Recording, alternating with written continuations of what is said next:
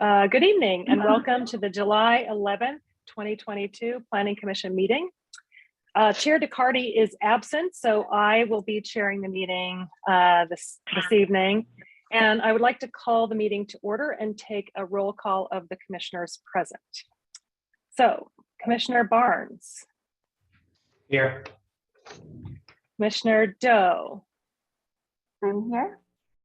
Commissioner Riggs. I'm present. Commissioner Tate. Present. And Commissioner Thomas. Present. Okay, and I, Cynthia Harris, I'm present as well. So with 6 commissioners present, we have a quorum and we can proceed. So first I'd like to ask Ms. Sandmeyer if there are any reports or announcements at this time. Good evening, commissioners. I do have one update. There's an error on the agenda under informational items, but I wanted to mention it now for anyone who won't stay for the whole meeting. So the first Planning Commission meeting in July is August 15th and not August 11th. And that updates my announcements, but I'm happy to answer any questions. Okay, so July 25th and August 15th. What is 15th? Okay, all right, great. And we'll go through that at the end as well. So make sure that everybody gets it. Okay, so now we'd like to move on to public comment.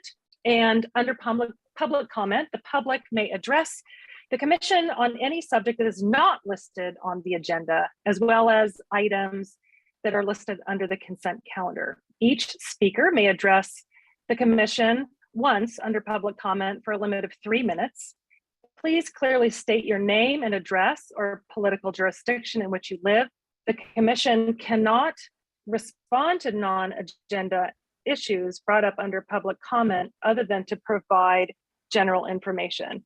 So Mr. Turner, if you could please call for public comment. I just want to remind everyone that you will have an opportunity to comment on each of the items. This is specifically for items that are not on the agenda. So, Mr. Turner. Yes, thank you, Vice Chair Harris. As the acting chair mentioned, if you would like to give public comment, there is a raise hand feature at the bottom of your screen. If you are calling into tonight's meeting, if you click *9 on the keypad on your phone, that will raise your hand and let us know you would like to give public comment. So at the moment, I see 2 hands raised for public comment. At this time, I will introduce Elizabeth McCarthy. As a reminder, you will have 3 minutes to share your public comment or question. Please clearly state your name, address, political jurisdiction in which you live, or organizational affiliation. If there are multiple speakers on the same account, please let us know at the beginning of your comment, and we will make sure each speaker has an opportunity to speak for 3 minutes. So Ms. McCarthy, you should be able to unmute yourself now. Thank you. Can all of you hear me okay? Can all of you hear me all right? Yes, we can hear you. So hi, I don't know if you can see me or not. My name's Elizabeth McCarthy. I live at 1920 Minalto Avenue in Menlo Park. I've lived in the Willows neighborhood for 35 years, happily. So I just wanted to take this 3-minute window to introduce myself. I live across the street from Cafe Zoe at 1929 Minalto. And I'm sure as planning already knows, the owner of Cafe Zoe will be applying for a permit to operate as an outdoor amplified concert venue. I just wanted to alert planning that you can expect robust opposition to this permit application from the neighbors of the homes that face Cafe Zoe. We're all in agreement on this block that it's simply not an appropriate venue to be an outdoor amplified concert location. I know she's been operating as an outdoor concert venue for a year. During this year, the noise level inside my home during the concerts has exceeded 80 decibels, which is the sound of a gas-powered lawnmower, just for example, just to give you a comparison. So just to summarize, I really look forward to reading this permit application and making sure that this process is observed. I really hope that planning will truly consider the opposition from the residents across the street that will be most affected if this permit were to be approved. I know that the owner is a beloved member of the community, and she has a lot of support from both the city and citizens. But I've got to be confident that the Planning Commission will work with integrity and fairness for everyone involved. So I look forward to working with all of you in the next weeks and months, I'm sure. Thank you for listening.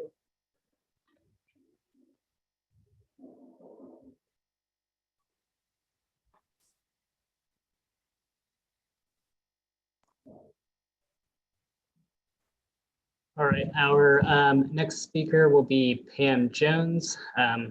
As a reminder, please state your name, first and last name, political jurisdiction in which you reside, or organizational affiliation.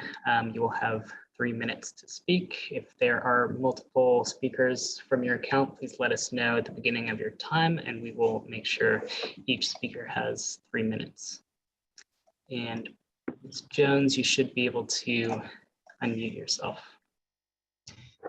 Thank you. Good evening, Acting Chair Harris, commissioners, and staff. Thank you for the opportunity to speak. My name is Pam D. Jones, and I'm a resident of District 1, speaking for myself. I've had a thought, and that is, as a tree city, has there been any studies on the probable amount of carbon dioxide that is removed from the air? And this is by the trees, by tree, particularly with the trees that are being removed for some project. And then the amount of carbon dioxide that is reduced on the replacement trees. They may balance out, I have no idea. But I know that we allow residents to cut down a lot of trees, and we think replacing them is acceptable, and it probably is. This is also a question I guess I should ask the Air Quality Commission.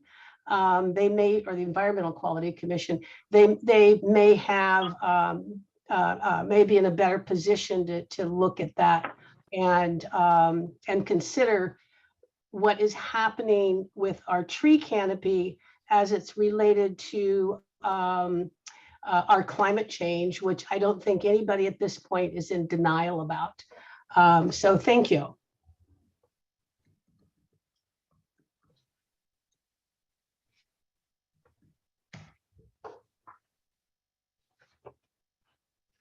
Okay, do we have any other hands raised for public comment? There are no additional hands raised at this time. Okay, then I'm going to thank you to those two callers. I'm going to close public comment and move on to the consent calendar. Tonight we have 2 items on the consent calendar. Does anyone on the commission want to pull any of the items on the consent calendar?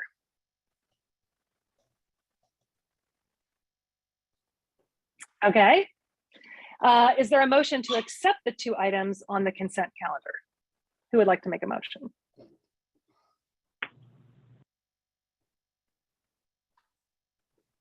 Commissioner Riggs. I just neglected to respond quickly enough. I won't be voting because this report is 3 months old, and to be honest, I couldn't give a valid review of it after this much time. So I will abstain. Okay. Would somebody else like to make a motion? Oh, actually, you know what? Does that mean I should probably split the 2 items on the consent calendar? Because the second item, Commissioner Riggs, would you want to be part of the vote on the second item? Yes, thank you for clarifying. Okay, perfect. Okay, so does someone have, would somebody like to make a motion to accept the minutes as the first item on the consent calendar? Oh, Commissioner Tate. Oh, yes. I just would like to say that I concur with Commissioner Riggs. And I'll be abstaining from the minutes also. Okay. Would any other commissioners like to either make a motion or also wish to abstain?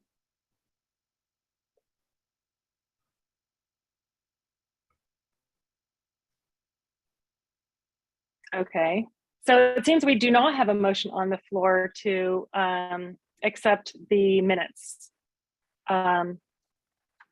So I guess we'll just, oh, Commissioner Barnes. I'll make a motion to accept the minutes as submitted. Okay, thank you. Do we have a second? The chair can Okay. second. I will second. Thank you, Commissioner Barnes. Okay, so let's just go ahead and take a vote on that. Commissioner Barnes? Yes. Actually, Commissioner Doe and Commissioner Thomas were not on the commission yet at this time. So I think, Commissioner Barnes, we do not have a quorum, so I don't think that we can, I'm sorry, I don't think we can pass the motion. So I think we'll have to move on. Through the chair, if I Yes, could add something. tell me what we do in this situation. Yes, it's fine for commissioners who were not on the commission to vote on the minutes. So for the minutes to be approved, we would need 4 commissioners to vote in the affirmative. And so if Commissioners Doe and Thomas would like to participate, that's perfectly fine. Okay, and if the minutes are not agreed to, what is the next step for that? Or if Commissioners Doe and Thomas would like to also abstain, what is the next plan for that? Well, I think for staff, we would need direction on any recommended or any changes the commissioners would like to see. Of course, commissioners have the tape available if anyone wanted to watch the video. Those are available. Okay, I think that the commissioners have indicated that it's difficult for them to go back to all the way back to March. So I'm not really sure if that is a great option for Commissioners Tate and Commissioner Riggs. Yeah, and as staff, we do apologize. There have been delays in the minutes, and we understand this is far from ideal. But this is where we are with the minutes. Is this going to be, are we behind on the rest of the minutes? I can't recall. Like, are we going to have this situation every time for a while till we catch up, or is it just this one instance? We will be behind for a while, but we have a plan to catch up. So it won't be hopefully too much longer before we do catch up. Okay. I think that we just need to move on. Well, actually, would Commissioner Thomas or Commissioner Doe like to vote yes on this item or not? Commissioner Thomas. Given that 2 commissioners have already, approved these, I'd feel comfortable approving them. Again, I wasn't on the commission at this time, but, I have faith in the staff in order to just keep things moving. I'm happy to approve these. Okay. All right. And Commissioner Doe? We lost your video, but we can still hear you. Okay. Hit the wrong one. I will also vote yes. Okay. So in that case, that we have 4 commissioners voting yes, which is a majority. So the motion passes with 4 yeses, 2 abstentions, and with Commissioner Chair DeCarty absent. So now let's move on to the second item in the consent calendar. And I'm just wondering, is everyone fine with that one, or would you like to pull, does anyone want to pull that, that project?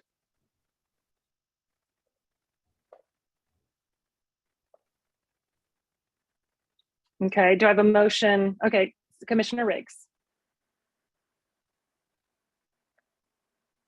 We can't hear you. I think you're on mute. Got to remember that button. I will move to approve the 2900 Sand Hill Road. Okay, do we have a second? Okay, yes, Commissioner Barnes, great. Let's take a vote. Commissioner Barnes? Yes. Commissioner Doe? Yes. Commissioner Riggs? Yes. Commissioner Tate? Yes. Commissioner Thomas? Yes. Okay, and I am also a yes, so the motion passes with 6 votes to 0 and with Chair DeCarty absent. Okay, so now we'll move on to the public hearing portion of tonight's meeting. The first item is F1, a use permit for Mr. Larry Kale of 176 East Creek Drive.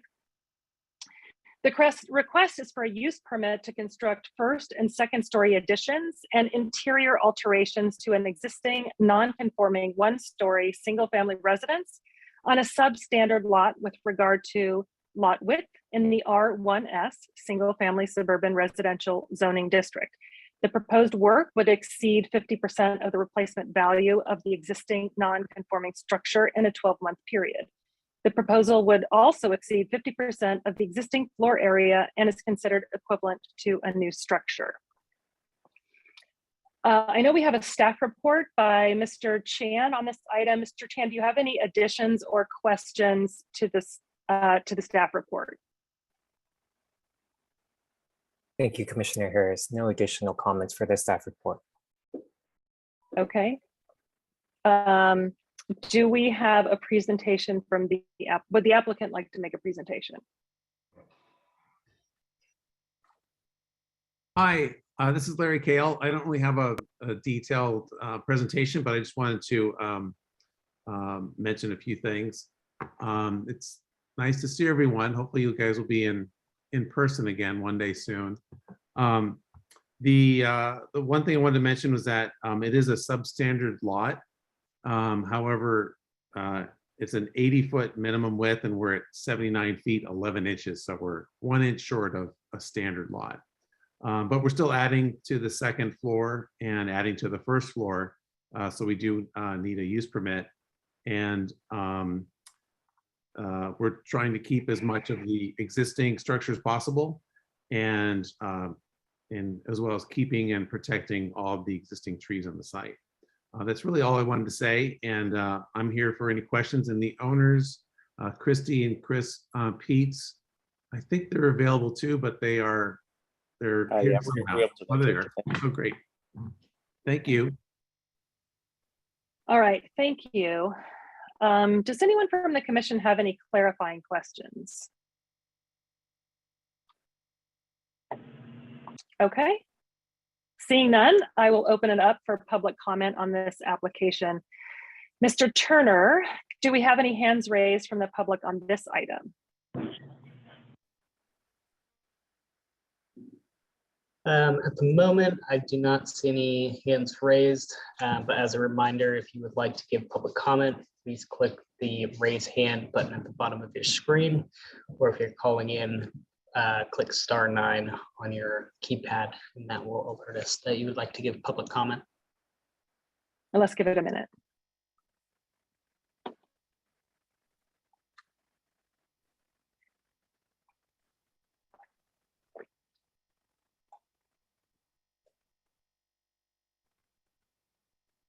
Okay, no hands raised? No hands raised at this time. Okay, I'm going to close public comment and bring it back to the commission for any questions or comments. Would anybody like to add any questions or comments?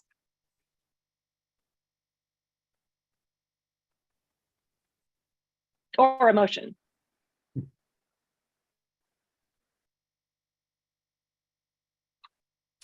Commissioner Tate. I move to approve. Okay, do we have a second? Okay, Commissioner Barnes has seconded. Let me take the roll. So Commissioner Barnes? I'm sorry, with the caveat that I don't mean to preempt any other commissioner comments related to this. So I'll put my second on the floor. And at the same time, I want to invite any other commissioner who has anything else to say about it.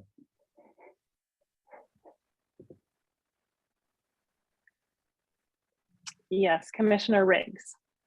Yeah, I'll just note that besides the fact that this is awfully close to a conforming lot to begin with, this is a relatively low impact project. So I don't think it should raise the ire of the neighbors. And so there's, in my opinion, there's no reason not to support the effort. Thank you, Commissioner Riggs. Was there anybody else that wanted to make a comment? Okay, we have a motion on the floor and a second. So I would like to call the roll. Commissioner Barnes. Yes, move to approve. Commissioner Doe. Yes. Commissioner Riggs. Yes. Commissioner Tate. Yes. Commissioner Thomas. Yes. And I am a yes as well. So the motion passes 6-0 with Chair DeCarty absent. Thank you very much for coming back to the commission, and good luck to the homeowners. Thank you so much for coming, and good luck with your building. Okay. So the next item for public hearing is a use permit, F2, for Mr. Alejandro Salinas at 900 Willow Road. The request is for a use permit to allow the sale of beer, wine, and distilled spirits for off-premises consumption at an existing convenience store in the C4 General Commercial Zoning District. Again, we have a staff report on this application. I think it's Ms. Khan. Do we have any clarifying additions or corrections from staff? Good evening, Chair and members of the Commission and the public. There are no updates to the staff report at this time. The applicants are present for any questions, as am I as staff. Okay, do we have a presentation from the applicant or just for answering any questions? No presentations from the applicant. Okay, thank you. Okay, do we have any clarifying questions from the Commission at this point?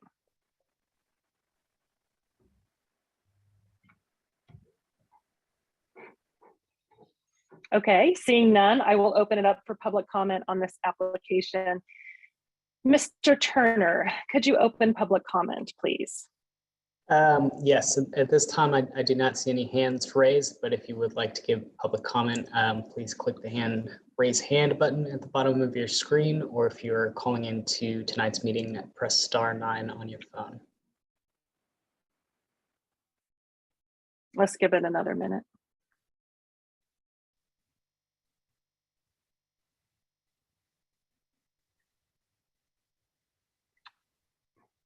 Still no hands? Still no hands at this time. Okay. All right, I will close public comment and bring it back to the Commission for any questions or comments. Do any commissioners wish to speak on this item?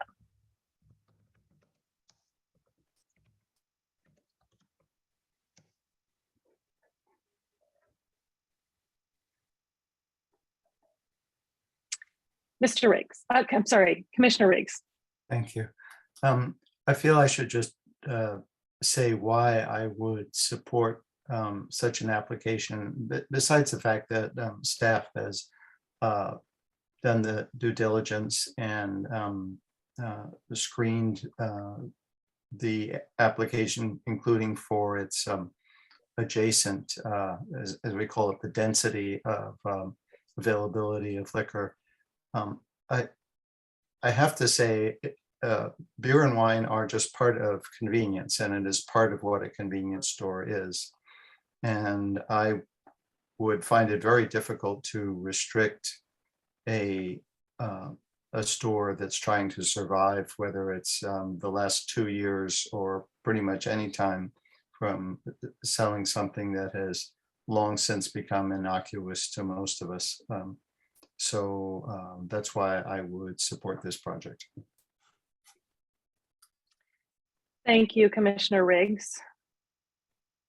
I would like to add, upon my inspection, this is a nice looking store. It's not really, it's called a convenience store by the applicant, but really it's a lot more than that. And the area where the beer, wine, and spirits is not located in the primary location. And I think this is going to be additive to the neighborhood. So those are my thoughts. Commissioner Doe. Thank you, Vice Chair Harris. I just wanted to echo what you and Commissioner Riggs said. And there was some concern upon reading community members' emails expressing their concern.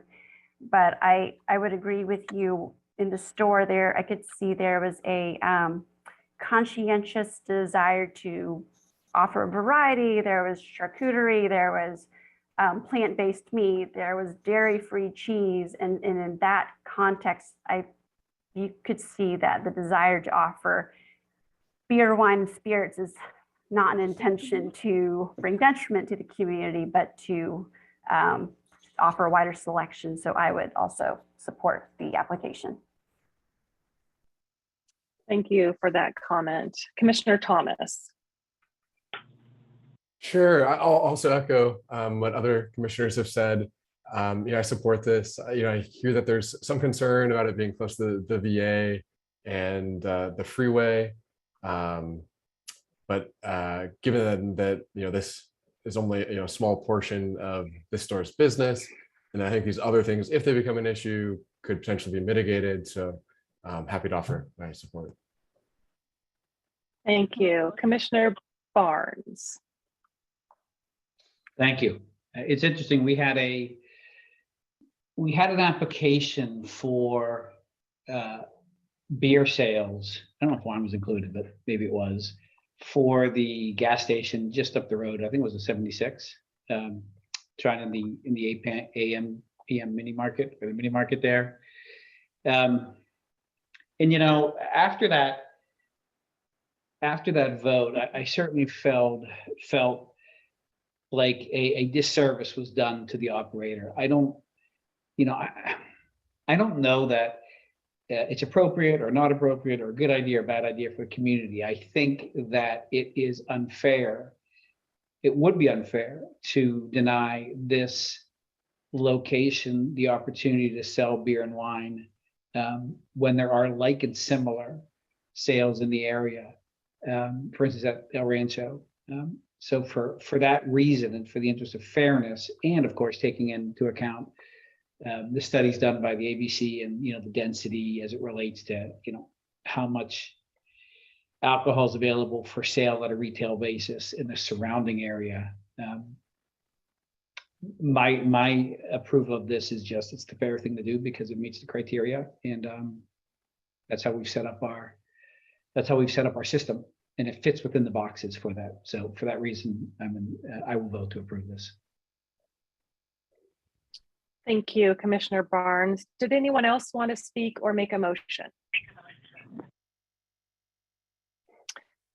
Commissioner Barnes. I will make a motion. I don't believe there's a first, if I'm remembering correctly. So if there's not a first, no. Thank you for that. I will make a motion to approve per the staff report. Thank you, Commissioner Barnes. Commissioner Thomas. I second that motion.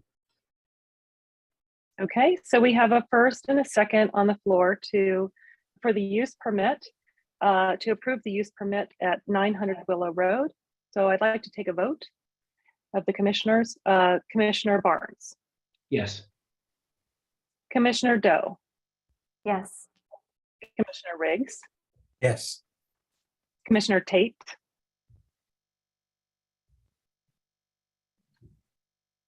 I think you're on mute, Commissioner Tate.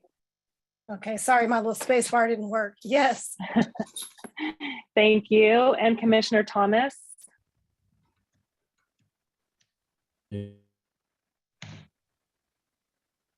We didn't, you know what, you kind of clicked out a little bit. Can you vote again, please? This is Commissioner Thomas. Yes. Okay, thank you for that. And I'm also a yes, so the motion passes 6-0 with Chair DeCardi absent. I'd just like to thank the applicant and good luck with your business.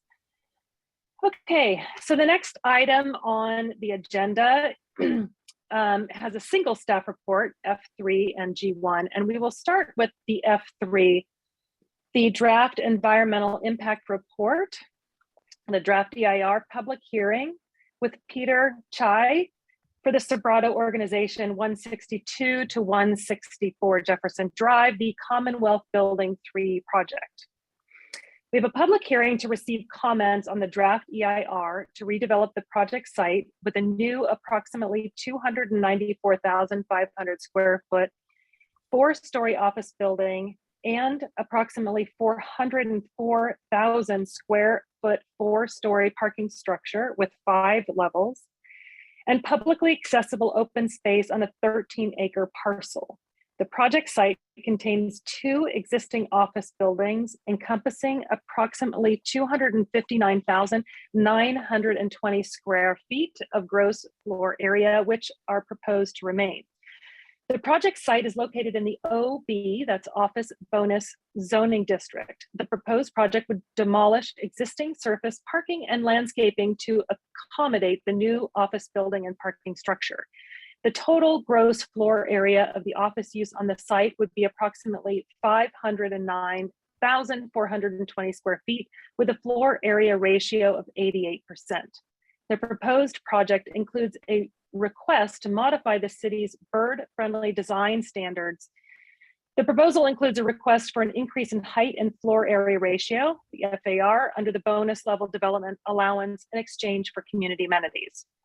The applicant has proposed to pay the in lieu fee to satisfy its community amenity obligation.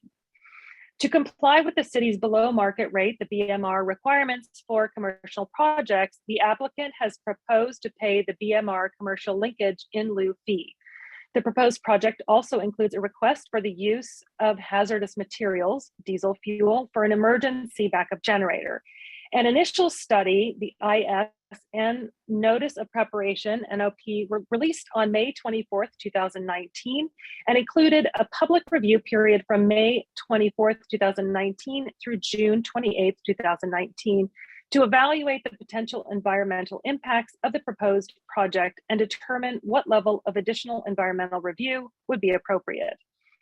In accordance with section 15168 of the CEQA guidelines, the project level IS was prepared to disclose the relevant impacts and mitigation measures addressed in the certified program level Connect Menlo EIR and discuss whether the project is within the parameters of the Connect Menlo EIR or if additional analysis would be necessary.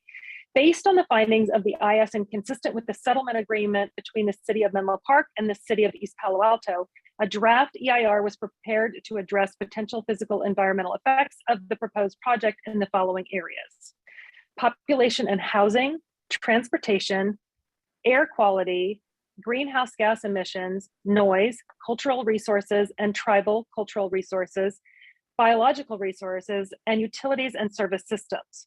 The draft EIR does not identify any significant and avoidable environmental impacts from the proposed project. The city is requesting comments on the content of this focused draft EIR. The project location does not contain a toxic site pursuant to section 6596.2 of the governmental code. Whew. Okay, so I was wondering, do we, Ms. Sandmeyer, would you like to introduce this item and maybe provide any additions, questions, or corrections? Yes, thank you. So I have a presentation. Let's move on, if you could pull that up. Thank you. So this is the Commonwealth Building 3 project. It's located at 162 through 164 Jefferson Drive. And this is the draft environmental impact report public hearing.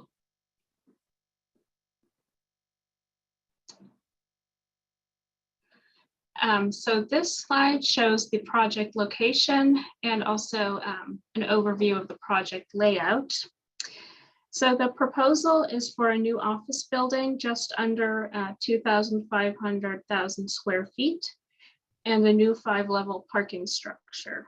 The new office building would be to the north of 2 existing office buildings on the site, and the parking structure would be to the east of the office buildings. The project also includes a publicly accessible park to the northeast of the office buildings and along the Jefferson Drive frontage. So the purpose of the meeting, so we have 2 public hearings on this project. The first is the draft environmental impact report public hearing, and that's an opportunity to comment on the draft EIR.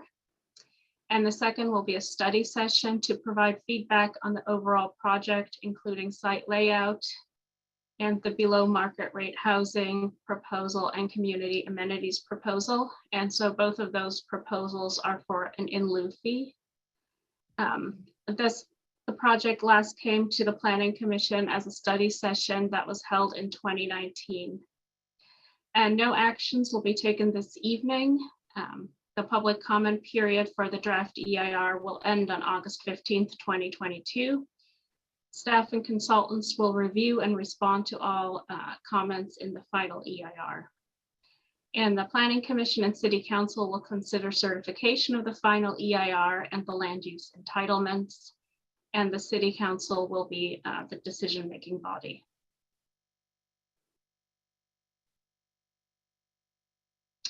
And so we have a recommended format, and that would be for the draft EIR public hearing. So we have introduction by staff, and that's what I'm doing now. And then there will be a presentation by the applicant, and next a presentation by the city's EIR consultant, and then public comments on the draft EIR, and next commissioner questions and comments on the draft EIR, and then the close of public comment.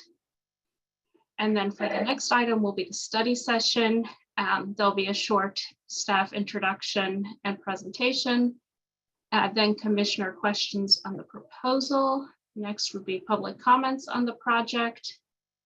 And then additional clarifying questions from commissioners, and then the close of the study session. And that concludes my presentation. I'm happy to answer any questions, or else we can hand it over to the applicant team. I think that process sounds right.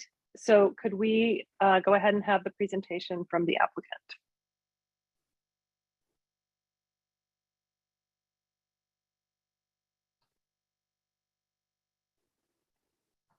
Right. Just for logistics, am I controlling the screen or we'll be flipping the pages?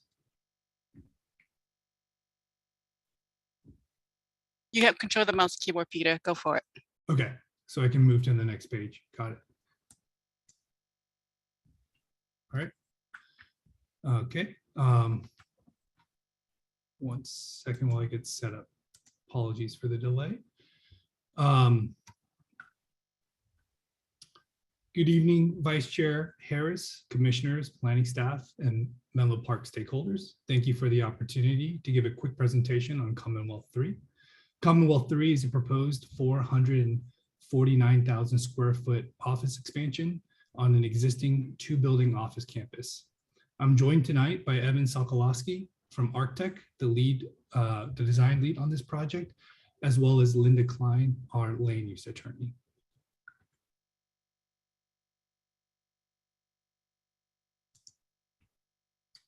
Okay.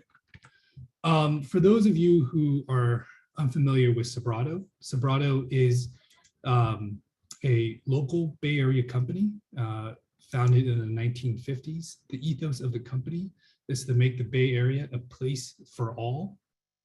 And that is shown through our philanthropic ventures, as well as our approach towards development. Sobrato is a long-term holder of real estate, and it typically only sells to fund its philanthropic ventures.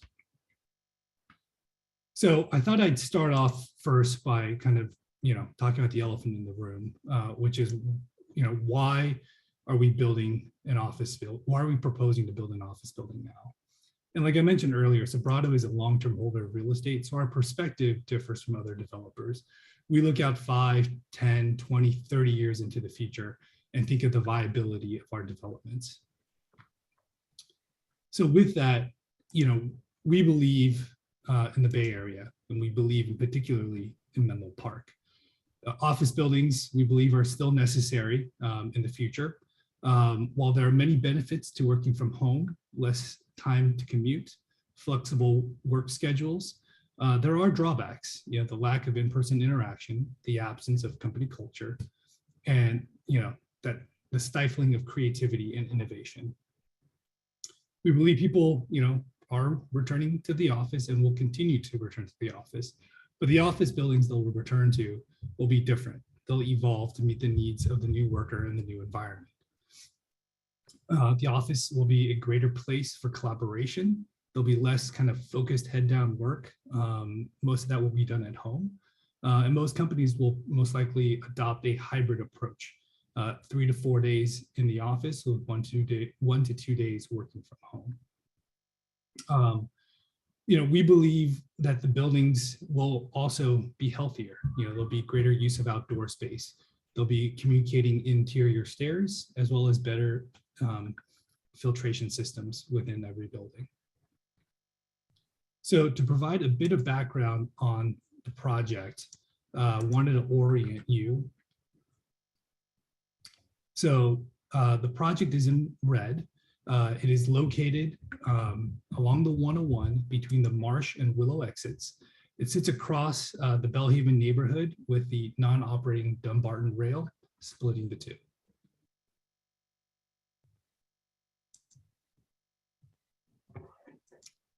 What you see in front of you is the existing campus. It is 2 Class A 4-story buildings. They're currently leased to Meta. They're commonly referred to as MPK 2728. The campus was completed in 2015 and totals 260,000 square feet, equally split between the 2 buildings. The buildings are 67 feet tall and are surrounded by surface parking and courtyards. There are currently 866 surface parking lots, which equates to a 3.3 parking ratio. The site is accessible from Commonwealth Drive as well as Jefferson. What you see in front of you now is the proposed project. As staff had mentioned, is the project we're proposing is Jefferson Park to the northwest, the building 3 to the north of the existing campus, and then the parking garage to the east. The building is a 4-story building. It's accompanied by a 4-story above grade parking garage with 1 partial below grade level, which gets you to the 5 total levels. The net added parking stalls is 655. So for building 3, that equates to a parking ratio of 2.67. The resulting parking ratio for the entire campus is reduced from 3.3 currently to 3.0. So one thing we wanted to mention is the sustainable features that we've incorporated in this project. And I must say that Menlo Park is at the forefront of sustainability. And so, kind of really forced us to take a look into this project. So we have committed to being LEED Gold, all electric. We will use on-site renewables. We have a robust TDM plan.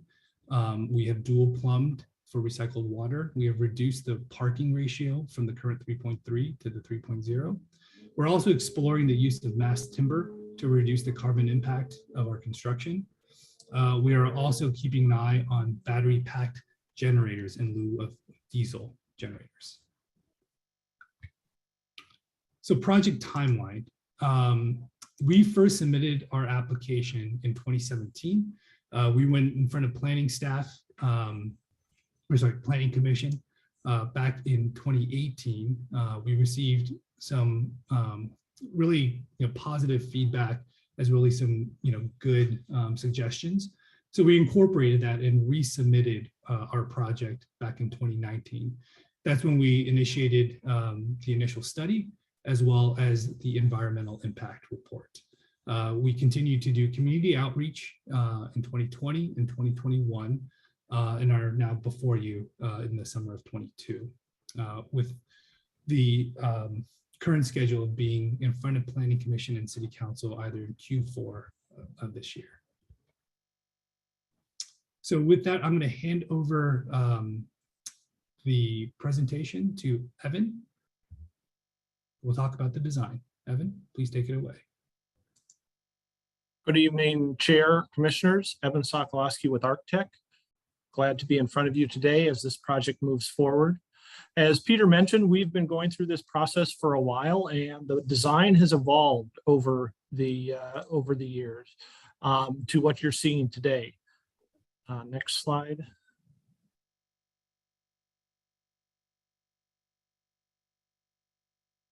As mentioned by staff, the project is located in the office district under the bonus level, which was one of the 3 new zoning districts that were applied in 2016. The campus itself has always been planned for 3 buildings. So even in our initial studies, we anticipated, as Peter said, because Sobrato looks long-term, in developing this into a full 3-building campus. Site plan, as Peter's kind of mentioned, you can see the proposed building 3 along the north, Jefferson Park at the northwest corner, and the parking garage to the east. In addition, this slide highlights our public open space. You can see the light green is our publicly accessible open space. The dark green is the private open space. The Paseo is highlighted along, connecting the project down through Jefferson across the site to the future connection with the Dunbarton Alternative Transportation Corridor. The site actually exceeds both the open space and the private open space requirements for zoning, both by approximately 50%. The Paseo, which we do have, which as you can see is connecting us down and across the site, is obviously one of the zoning requirements.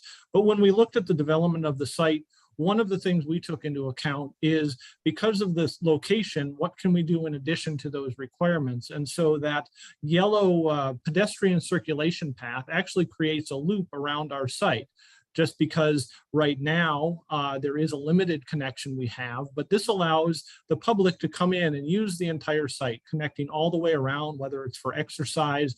We do have some space to the east of the garage. That's some of our space, which has some seating areas as well.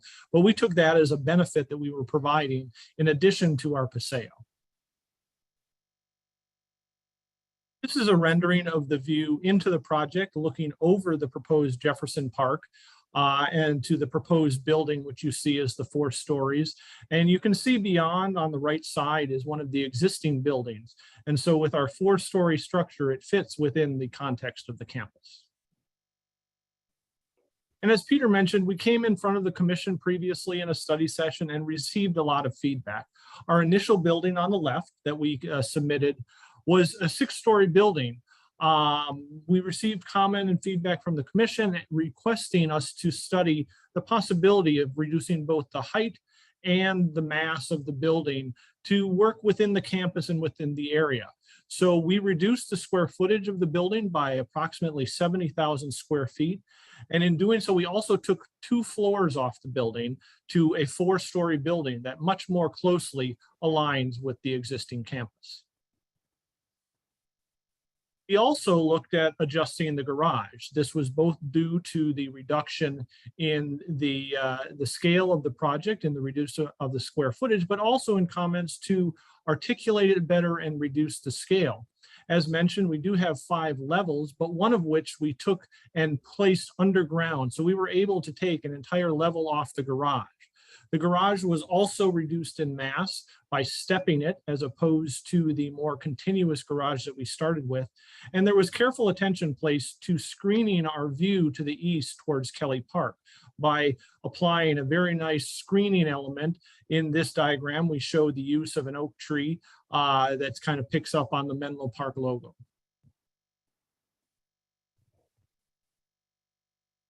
In addition, with input, we also looked at changes on the site. Our initial study, we included parking up along Jefferson Park, and receiving feedback, we created Jefferson Park now, which you can see down on the lower image, which increases our open space. It also provides a benefit to the community, something above and beyond our community benefits, which Peter will speak to. The diagram below and on the next slide shows opportunities we have included dedicated parking for the park. So people coming to the site, this is not included in our parking calculated for our project. This is separate and dedicated to the park, but the opportunity for sport courts, seating, potential for restrooms, as well as some green space for the public to use for activities and picnics and other spaces.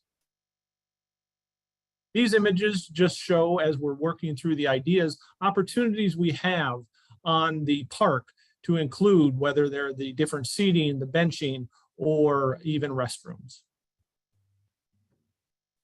And these are just, again, opportunities for sport courts. You see the walkway. This is something similar to what we have along our pedestrian path over on the east side of the parking garage. These are images of the existing buildings on the campus. Very nice Class A office buildings, 4 stories with 2 tones of glazing, a gray and more of a clear tint, with a dramatic roof element spoiler. And the architecture developed for the new building, both in scale and detail, picks up on this same architecture. So you can see the existing buildings on the right with the proposed office building on the left for this project. Again, similar detailing, similar architecture to create a cohesive and complete campus.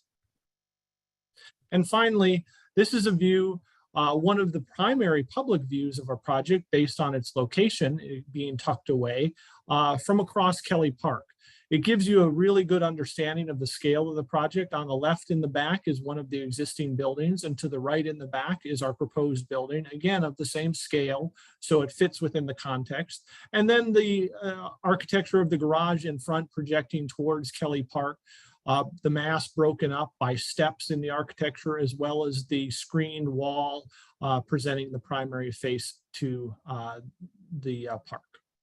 And with that, Peter will continue. All right, thank you, Evan.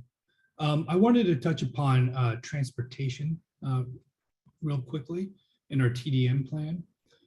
The site is currently served by the M3 Mars Road shuttle that connects the site to the Caltrain station, free connections. The site is also served by Samtrans. We have also adopted a pretty robust TDM measures. The VMT the reduction of VMT is 24%, but our TDM is targeting a 36% reduction. That is done through subsidized transit passes, emergency ride programs, preferential carpool. So we are taking the TDM and traffic issues very seriously. And as you can see from this next slide, the site is located right in the middle of the existing as well as proposed bike routes in the city system. Next, I want to talk about our community outreach as well as the community amenity for this project. So I think there was a slide missing, or a couple of slides missing. Apologies for that. Okay, I'll just talk about it. We have talked to or met up with 25 individuals since we began our outreach in February of 2020, and 15 groups in that same period of time. As you can imagine, doing outreach during COVID proved tricky, but we did our best to hold phone conversations, Zoom meetings, any way we could to reach out to people. The feedback we gained from those in the community were the need for traffic calming measures in the community, the desire for a pharmacy and a grocery store, as well as high quality affordable housing. Those were kind of the main things that were mentioned to us, that were on the list, approved list of community benefits. So this slide here kind of gives a little bit of a timeline of what we did during our community outreach. So when we got feedback from the community, an idea popped into our mind of thinking outside of the box. What can we do that's unique to our project that no one else can do? And so we thought about putting a connection, an underpass, between our site to Kelly Park. It would be a bike ped only connection. So what we ended up doing was we began having countless meetings, study sessions with Samtrans, who is the owner of the Dumbarton Rail. We also began to have meetings with their engineer, Kimley Horn. We hired our own design architect, as well as contractor, to help us figure out what type of underpass could be built. However, after a 2-year process with Samtrans, we were unable to come to an agreement with them. A lot of this is due to the design criteria that Samtrans wanted us to implement. So if you look at this small picture, I apologize, but on the left, that's what we had envisioned. A very open and welcome bike ped walkway underneath the tracks. What we ended up with was somewhere in the middle where you see a lot of switchbacks, and on our side, as well as a lot of switchbacks on the Kelly Park side, that would interrupt the parking along Kelly Park. The reason for this was the underpass, instead of being at grade or close to at grade, had to be buried, multiple feet below. And because of that, and because of ADA issues, we needed to ramp accordingly. This ended up being something that was not feasible and also just not welcoming. So around this time, City Council passed the option to do an in lieu fee.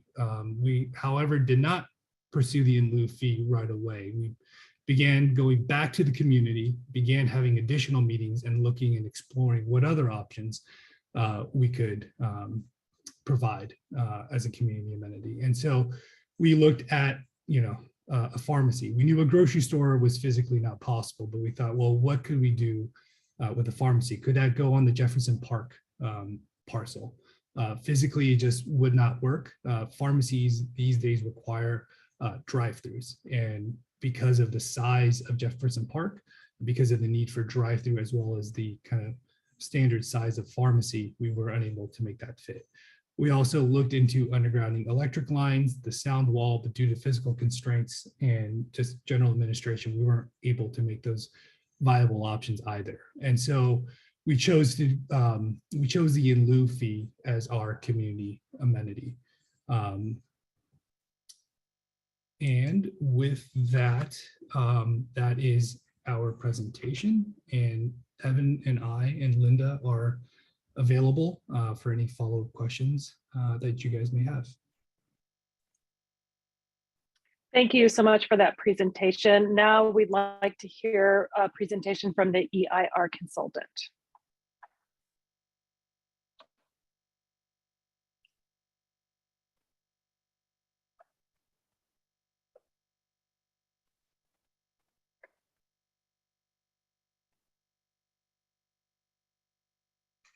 Thank you. Good evening, Vice Chair Harris and members of the Commission and members of the public. Thank you for joining us tonight to discuss the Commonwealth Building 3 Project Environmental Impact Report. My name is Claudia Garcia. I am a Senior Environmental Planner with ICF, and I'm also the Project Manager for this project. Also here with us tonight is Heidi Meckelson. who's a principal and project director for this project. And let me see if I can change the slide.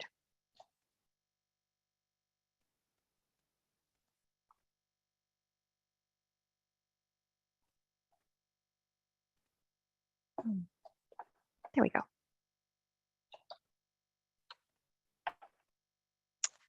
Okay, and I zoomed too quickly. Here we go. Okay. And also as part of our team, so ICF was the lead EIR consultant. And as part of our team, we also had Kittleson and Associates who prepared the transportation report for the project. And we also had Kaiser Marston and Associates who prepared the housing needs assessment.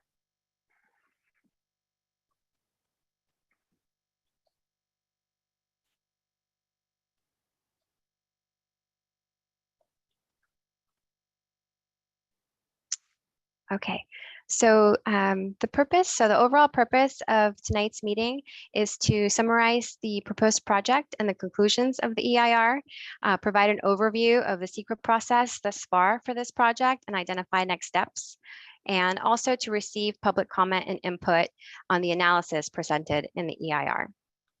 We will also note next steps for the overall secret process and providing public input.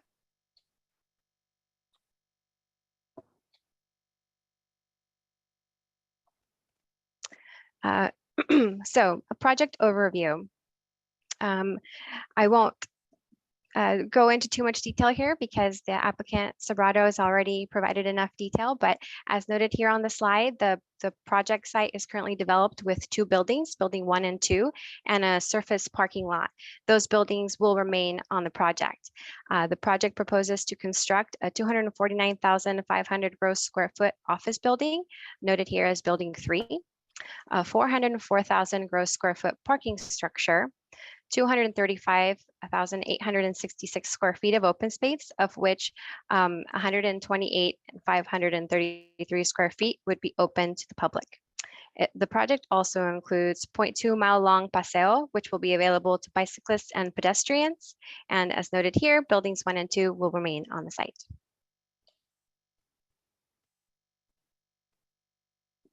So what is the purpose of a draft EIR?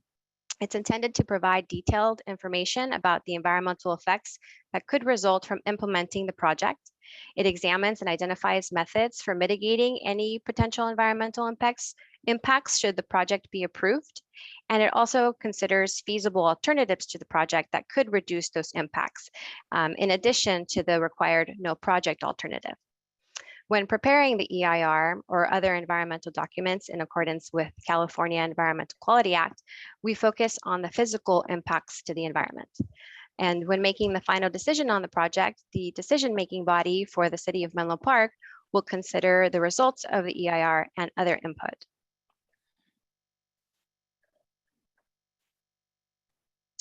So this slide provides an overall view of the environmental review process for the project thus far.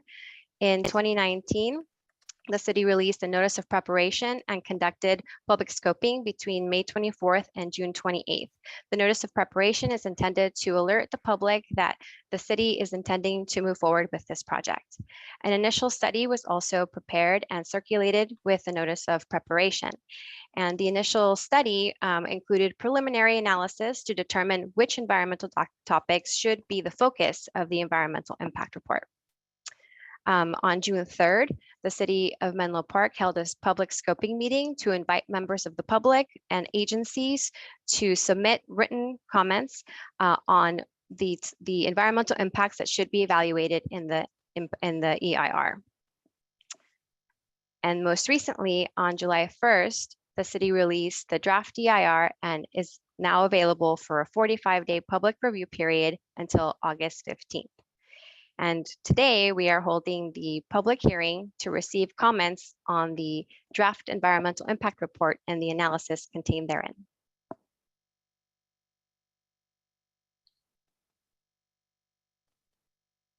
So the EIR or environmental impact report includes the following content. It includes a description of the project, an environmental setting of existing conditions, It includes an evaluation of potential environmental impacts, including cumulative impacts. It identifies mitigation measures to reduce those impacts to a less than significant level. And it also provides alternatives to the proposed project. As noted earlier, an initial study was prepared to evaluate the project, and the topics that are grayed out on the slide there were determined to not result in any environmental impacts. And so the EIR focused the evaluation on the topics that are bolded in black. That includes air quality, biological resources, cultural resources, tribal cultural resources, greenhouse gas emissions, noise, population and housing, transportation, and utilities and service systems.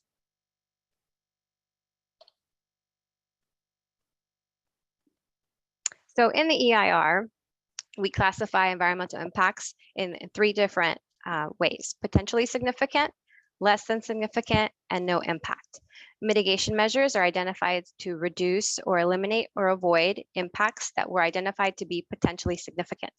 And impacts were, there were no, a little spoiler alert, no significant and avoidable impacts, so don't pay attention to that bullet item.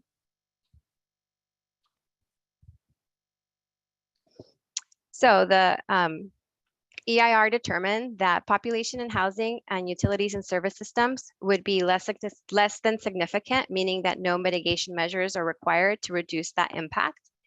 And impacts pertaining to transportation, specifically vehicle miles traveled or VMT, air quality, greenhouse gas emissions, noise, cultural resources and tribal cultural resources, and biological resources identified potentially significant impact, but we included mitigation measures that would reduce all of those impacts to a less than significant level, meaning that there would be no significant and unavoidable impacts that would result with implementation of the proposed project.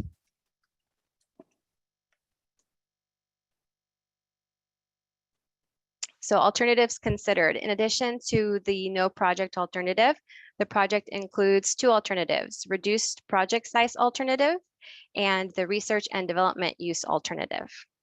Both alternatives would result in less severe impacts during construction for air quality, greenhouse gas emissions, noise, cultural resources, tribal cultural resources, and biological resources.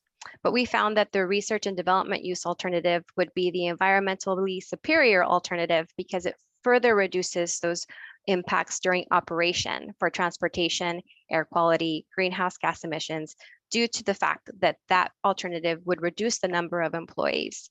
It would result in 598 net new employees as opposed to 1996 under the proposed project, or 1,996 rather.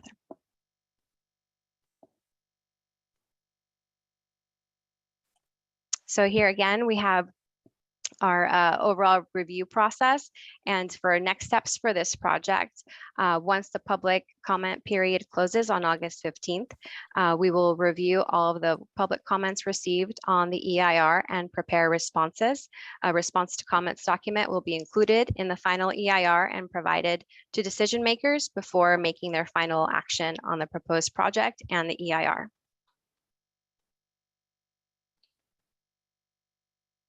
So how to make a comment on the EIR? There are multiple ways. So tonight, as a member of the public or the commission, you can raise your hand and participate, provide public comment on the project.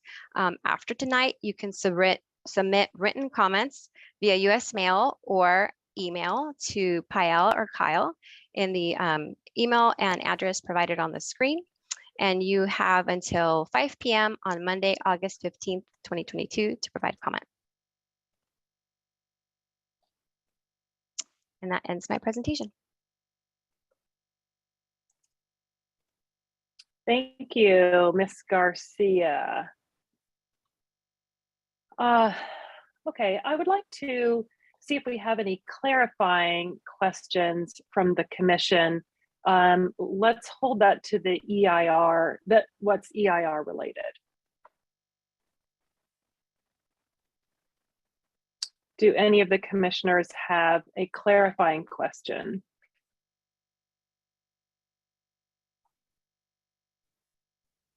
Okay. Seeing none, I would like to open it up to public comment on this draft EIR. And I would like to ask that we only please comment on the EIR portion. There will be another opportunity to comment on the project itself during the study session, which will commence following this public hearing on the draft EIR. So Mr. Turner, could you call for public comment, please? Yes, I do see one hand raised at the moment, but just as a reminder, if you would like to give public comment, please click the raise hand button at the bottom of your screen, or if you are calling into tonight's meeting, click *9 on your phone. That will alert us that you would like to give public comment. So at this time, our first speaker will be Adina Levin. Ms. Levin, as a reminder, you will have 3 minutes to share your comment or question. Please clearly state your name, address, political jurisdiction in which you live, or your organizational affiliation. If there are multiple speakers on the same account, please let us know at the beginning of your time, and we will make sure that all speakers have 3 minutes. And with that, Ms. Levin, you should be able to unmute yourself now. Great. Good evening, planning commissioners and staff and applicants. My name is Adina Levin. I'm a Menlo Park resident. I'm speaking for myself on this item. I have a few comments here on, I believe that they apply to the EIR, and I will have some other comments that apply, I believe, to the project and the community amenities later in this agenda. So with regard to the EIR, the presentation identified that there are no housing impacts identified, or less than significant housing impacts identified. If I understand correctly, and if I'm wrong, and the commission and through the chair would like to clarify, my understanding is that there's the housing impact is defined based on the share of people right now who work in Menlo Park and are able to live in Menlo Park, which is right now well under 10%.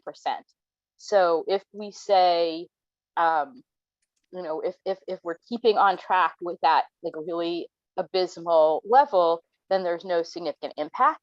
And while that is not the fault or responsibility of this particular applicant, those standards may be on the city council to set.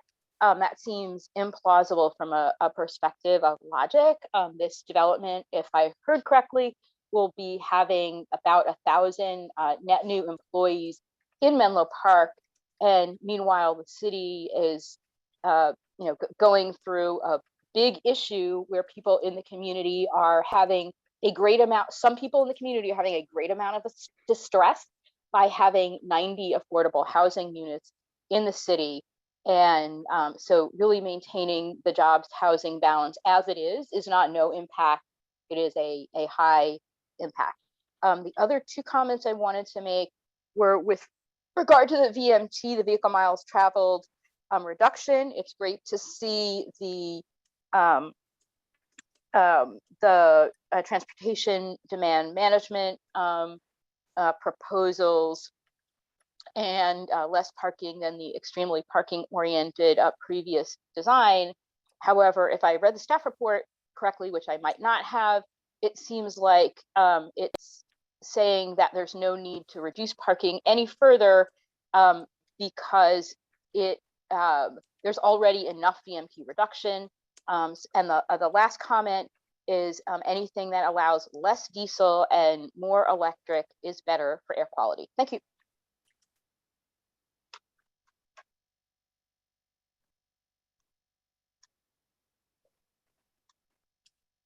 Thank you for that comment, Ms. Levin. Are there any other commenters from the public? Yes, we have another hand raised. Pam Jones. As a reminder, you will have 3 minutes to share your comment or question. Please clearly state your name, address, political jurisdiction in which you live, or your organizational affiliation. And Ms. Jones, you should be able to unmute yourself now. Good evening again. Nothing has changed. Pamela Jones, Pamela D. Jones, District 1, and I speak for myself only. And I'm a little confused on whether or not the amenities is on the EIR or the next section. So I'm going to trust they're on the next section. What I do want to say about this project, though, is I don't think there should be one more square inch of office development anywhere in the city of Menlo Park. But with that being said, it has been really refreshing talking to them all along with the project and how they have worked to accommodate the concerns that we've had since 2017. And because of how they've changed things, the fact that they reduced the square footage, and in the next section, I'll get to the part about amenities because I think that's also important. So I guess I'm saying that I support the project on some level, and also knowing that it will not be completed. It may not even be started, but it won't be completed by the time that we do have residential development in that area. And since we know that development is not going to be in the affordable range for the people, throughout the city, particularly Belhaven, that really need it, that part it does not matter in the conversation. So thank you.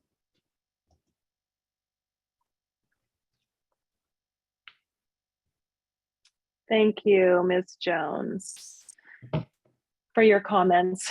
Mr. Turner, do we have any other commenters at this time on the draft EIR section?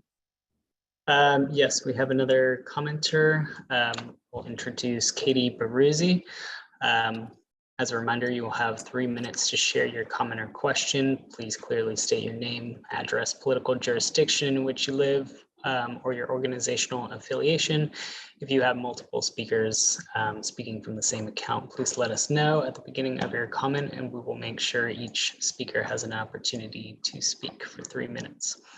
And Ms. Baruzzi, you should be able to unmute yourself now. Hi, folks. It's Katie Baruzzi from Complete Streets Commission, speaking for myself. And I feel like I'm missing a rare opportunity to pretend to be different people from the same account, try out my different voices. Thank you for the invitation. I'm just calling because I'm looking at some of the mitigations that are proposed, especially the ones that would potentially require right-of-way acquisitions. And I'm hoping that these will be coming to Complete Streets.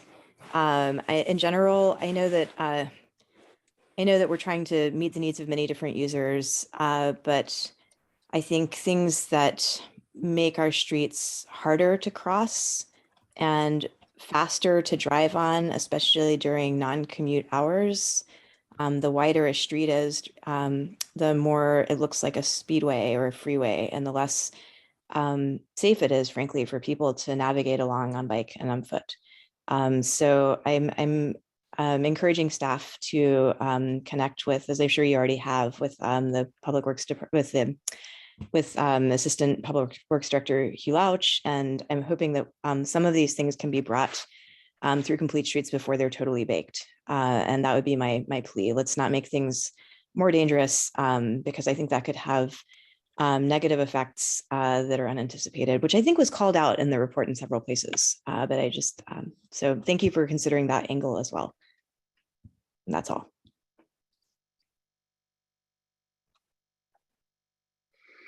Thank you, Ms. Baruzzi. Mr. Turner, do we have any other commenters at this time on the draft EIR? At the moment, we do not have any more hands raised. Just as a reminder, if you would like to give public comment, please click the raise hand button at the bottom of your screen, or if you're calling in, press *9 on your phone.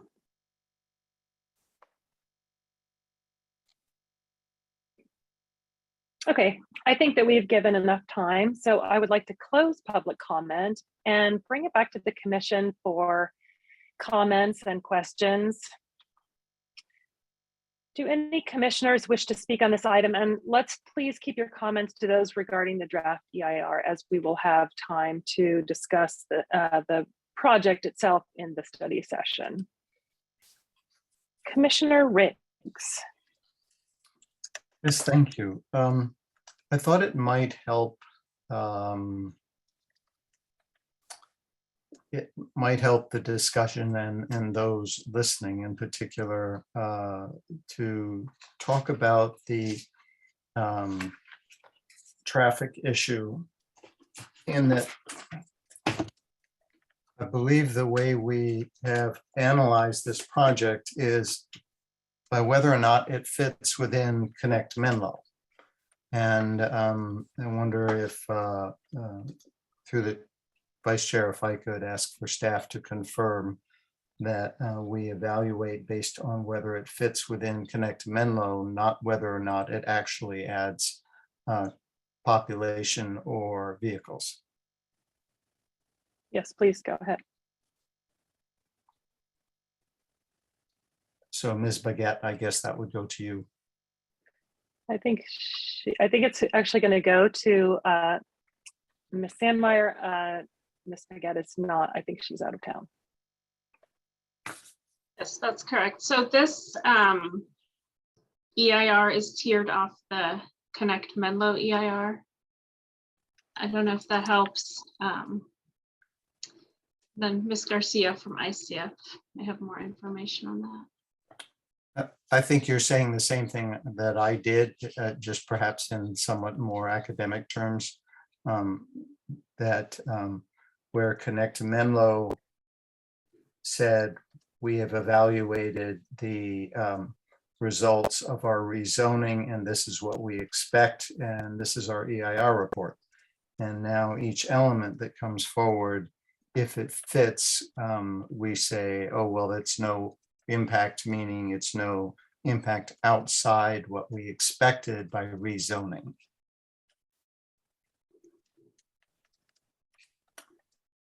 That's correct, Commissioner Riggs. All right, thank you. So I hope that helps the public understand. In the context of Ms. Jones' comments, we as a community, I think some have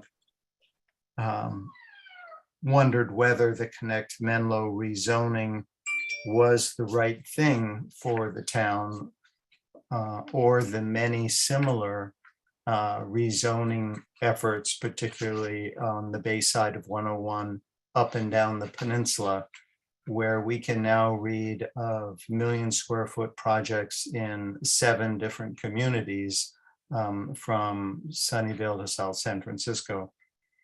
So this is the context, not that we are denying that we are bringing impact, only that we have already revealed that we're bringing the impact. I think in terms of the EIR, that's the only point that I wanted to make. So thank you. Thank you, Commissioner Riggs. Who else would like to make a comment on the EIR portion of this project?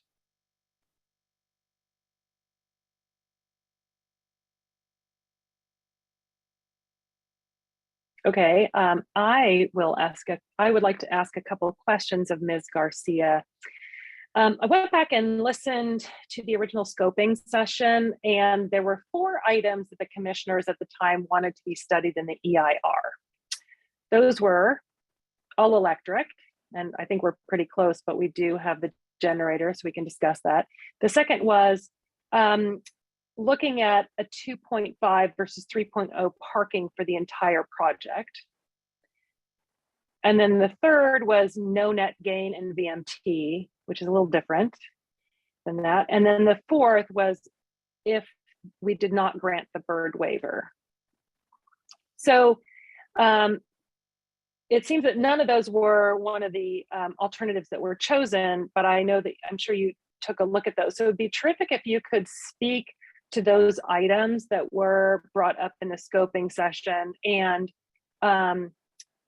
you know, certainly for the public and for us, if you could comment on them in a way that can be best understood by the public. Thank you. Sure. Thank you, Vice Chair Harris. So in terms of all electric, that really tends to be more of a design decision by the applicant. I think that they have included a lot of features, except of course the generator. That's something that, you know, they've elected to include in their project design.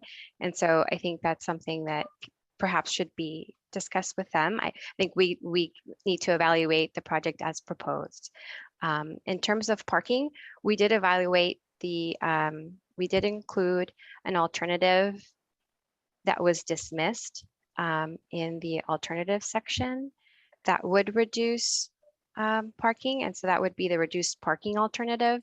And the reasoning that was provided to not move forward with that alternative is because the reduction would not result in a further reduction in the impact, because it was already determined to be less than significant with mitigation, and that reduction would not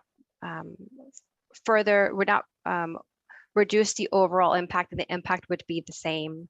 And because there wasn't a significant and unavoidable impact with respect to VMT reduction, that alternative was not brought forward. We instead focused the alternatives that were evaluated in detail on the topics that would be further reduced. Okay, I am not 100% clear on that last one that you talked about. Sure. So I think you're making the case that because there was a reduction in VMT from the other TDM measures, there isn't a need to reduce VMT and reducing the cost for so much parking. It's a little confusing to me. Sure. Yeah, I think that was the overall idea. So the reduced parking alternative, in order to further reduce the VMT impact, would need to reduce VMT by an additional 12.6% to reduce that impact. And the reduction of the proposed reduction of spaces of 115 spaces, which would reduce parking to 450, would not accomplish that. Okay. All right. And did you take a look at what would happen without the bird waiver? Or again, you're saying that's more of a design issue? Right. I think that as the decision makers, you can condition the project as you see fit. And so that wasn't something that we considered. That was just part of the project, requesting the bird waiver. So would it not come under biological? So we did evaluate impacts to birds in the biological resources section. And those impacts would, we included mitigation measures that would reduce impacts to birds to less than significant levels with mitigation. Okay. Let me stop for a minute and see if some other commissioners would like to ask some questions or make some comments with either Ms. Garcia or the applicant or staff.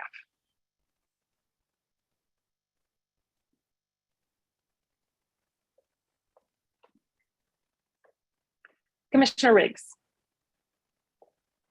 I'll be so bold as to follow up on your question, Vice Chair. I have heard the argument, the type of argument before regarding in the format of an EIR, as the argument we just heard about it making no difference if we reduce the parking on this project. And I believe, Ms. Garcia, correct me if I'm wrong, the point of the EIR is to, one, reveal the impacts, and two, identify CEQA compliance. And so if once you've met CEQA compliance, if you do a better job of that goal, it is of no value to CEQA. It would sort of seem to me, and pardon me if I struggle to find an analogy, but if the kids set a fire in their bedroom and they also set a fire in the living room, the sprinklers go off, so it's really the same. It's not really the same to me because I have to replace the sofa and repaint. So it does seem, and it's kind of hard to wrap yourself around an argument otherwise, that if you had 100 fewer car parking spaces, you would have 100 fewer cars because they'd have nowhere to park. An extreme example of this would be Manhattan, where rather than a minimum amount of parking, you are allowed a maximum amount of parking when you develop an office building. And that maximum starts at 0, and you have to justify. I worked on a 36-story building, which was allowed, as I recall, 14 parking spaces. And the developer had to argue for it. So would it nonetheless be true, notwithstanding CEQA, that if we had 100 less parking spaces, we would likely as not have 100 less cars on a daily basis? Yes, thank you, Commissioner Riggs. I completely understand the argument and the case being made for reducing overall parking. I think one of the, when we're preparing the environmental analysis, what we look to are the parameters that we're working within. And the city of Menlo Park has minimum parking requirements. And so if a project meets those minimum parking requirements, then it's kind of like we check that box, right? We can't require a project to change their site plan to reduce parking if they're meeting the requirement that is set by that jurisdiction. So if there was a requirement set to further reduce that parking, some sort of nexus that was provided, then we would evaluate that. It didn't meet that reduction in parking. But if a project is proposed and it meets those parameters, much like when the projects are proposed within this M2 area that was envisioned by the general plan, and they're within those findings, within those scope, that scope, then it's kind of checking the box. Okay, thank you. That's, I hope that clarifies. Thank you, Commissioner Riggs. Commissioner Tate. So just to clarify that, Ms. Garcia, so are you saying that the council would need to amend Connect Menlo in order to reduce the parking requirements? I guess generally this, I don't want to like cause any trouble or anything, but you know, if when you have minimum parking requirements and you condition projects to meet those requirements, then they're going to provide that parking. If they exceed the parking, then as a decision maker, you can say, hey, you exceeded our requirement, please bring it to that requirement. But if you're asking to reduce that requirement, that's going to require action. Thank you. For the chair, if I can jump in quickly. I think one thing to also note that was discussed, I think it's on page 9 of the staff report, is that the calculation of the reduction that would be provided with the alternative of fewer parking spaces would not reduce the impact, the VMT impact to less than significant. The TDM measures would still be required. So with the required TDM measures, to get the 24.6% reduction, which is required for the project, basically it ends up in the same place. Reduced parking with less TDM measures or more TDM measures without the reduced parking gets to the same place. And I think it's also explained on that same page that there's a specific formula for determining how much parking reduction leads to what level of VMT reduction that leads to. Okay, thank you for that, Ms. Sandmeyer. So I guess CEQA aside, you know, bolstering the TDM measures and reducing the parking would have an improvement on VMT. So I guess in Mr. Riggs' example, if you're setting the fire to the living room or you're setting the fire to the, you know what, I can't even make that one work, Commissioner Riggs, I'm sorry. All right, did anybody else have a comment on the EIR?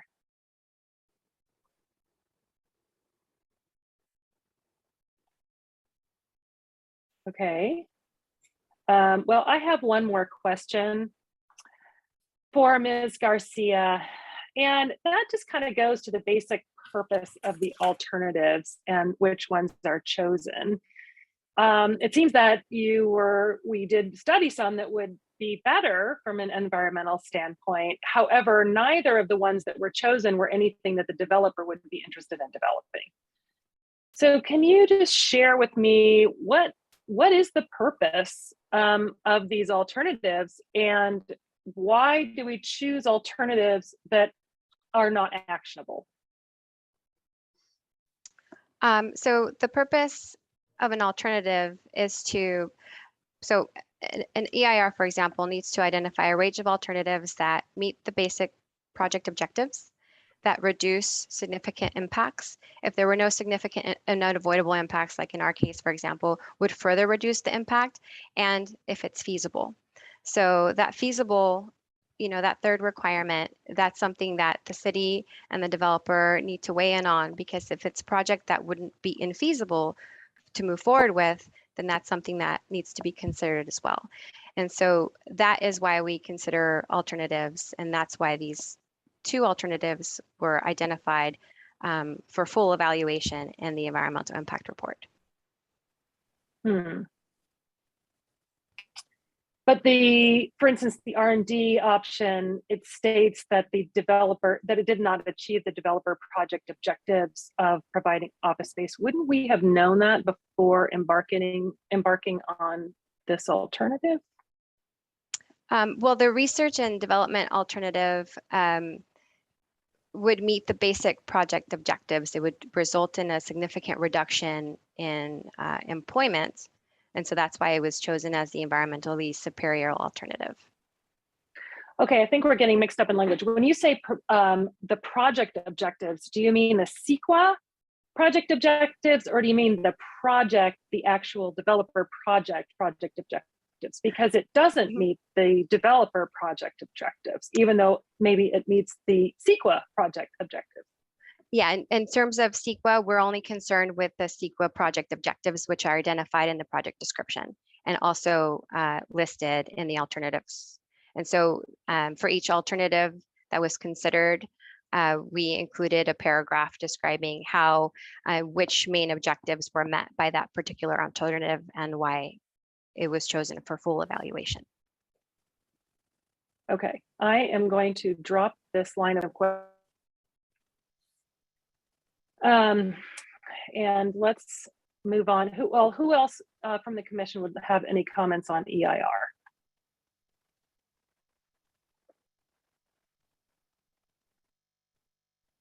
Okay, all right.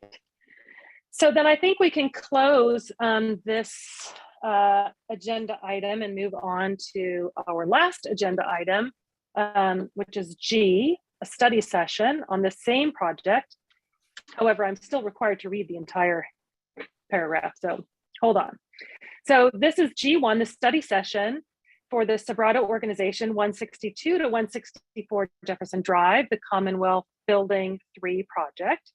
There's a request for a study session for a proposal to redevelop the project site within a new appropriately 249,500 square foot 4-story office building and approximately 404,000 square foot 4-story parking structure with 5 levels and publicly accessible open space on a 13-acre parcel.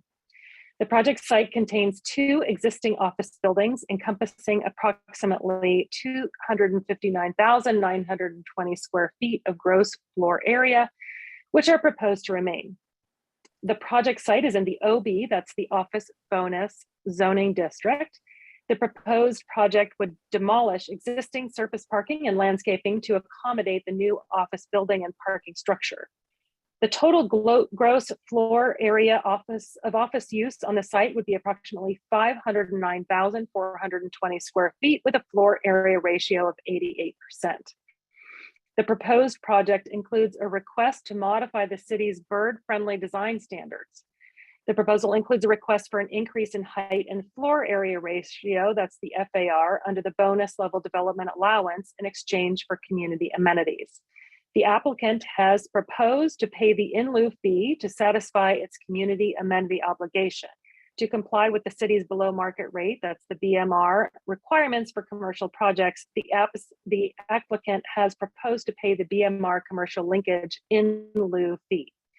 The proposed project also includes a request for the use of hazardous materials, diesel fuel, for an emergency backup generator.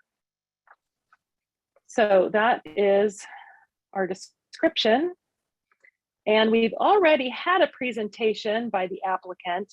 So if there's anything else the applicant or staff would like to clarify this before we move along, please let us know. Yes, through the chair. So we do have a short staff presentation on the study session. Okay. Portion. So again, this is the Commonwealth Building 3 project, 162 to 164 Jefferson Drive.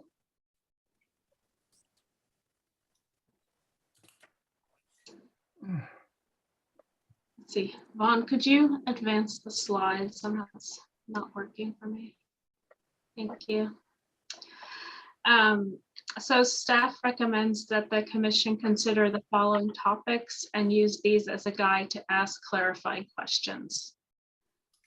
So these are site layout, including proposed open space and the paseo, architectural design and requested waivers. And those are the 2 waivers related to bird-friendly design.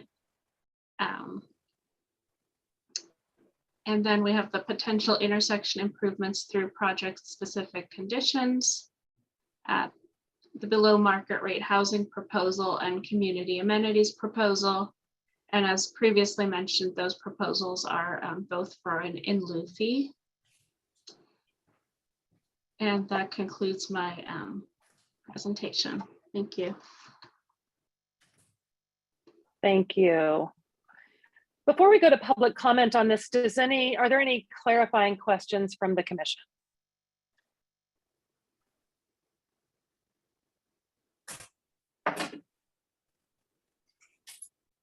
Okay, seeing none, I will open it up to public comment on the study session. Mr. Turner, could you open public comment on this item? Yes, at the moment I do have a hand up. So I will introduce again Adina Levin. Please state your first and last name. As a reminder, you will have 3 minutes to share your comment or question. Please clearly state your name, address, political jurisdiction in which you live, or organizational affiliation. If you have multiple speakers on the same account, please let us know at the beginning of your comment, and we will make sure that each speaker has an opportunity to speak for 3 minutes. And with that, Ms. Levin, you should be able to unmute yourself now. Good evening, planning commissioners. Adina Levin, Menlo Park resident. I'm going to be mostly speaking for myself, but a little bit using the hat of executive director of Friends of Caltrain, which is a nonprofit supporting stable funding and successful modernization of Caltrain in the context of a well integrated transportation network that supports less driving in the Bay Area. I wanted to talk a little bit about the the proposal initially to have the underpass of the Dumbarton Rail, which would be a really fantastic amenity for that location. The whole goal of Connect Menlo providing live, work, and play, and the area that this building is going into will also have homes in addition to offices and some services. And it's on the other side of the tracks are the Menlo Park Community Center and Kelly Park and the Bellhaven neighborhood. So being able to cross the tracks in a safe way for people walking and biking is a really fantastic thing. I had heard about the concerns, the challenges in coming up with a feasible design. And fortunately, I happen to know that Caltrain has started a process of updating its standards for grade separations. So while it sounds like the project reached out to Samtrans, and Samtrans may have referred to Caltrain's as old standards, Caltrain is working on new and updated standards that could conceivably make it more feasible to build this kind of project. So really encourage the applicant and the city to work with Caltrain, not just with Samtrans's real estate department, to figure out whether it is possible to build this excellent amenity. Another couple of quick things, speaking for myself, if the diesel is in fact, if it's possible to do less diesel, please do less diesel.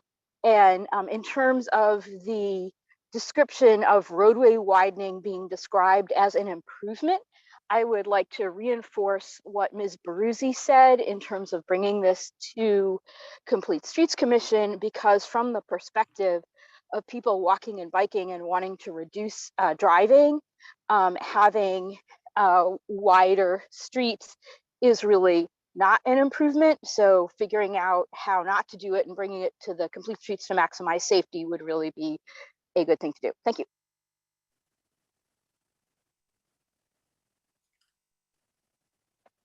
Thank you, Ms. Levin. Are there other public commenters at this time, Mr. Turner?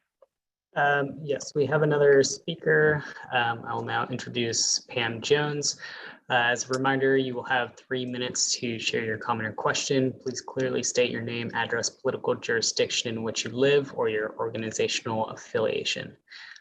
Ms. Jones, you should be able to unmute yourself now. Good evening again, commissioners, and thank you for allowing me to speak, a third time. Pam D. Jones, resident of the Bellhaven neighborhood, District 1, speaking solely for myself.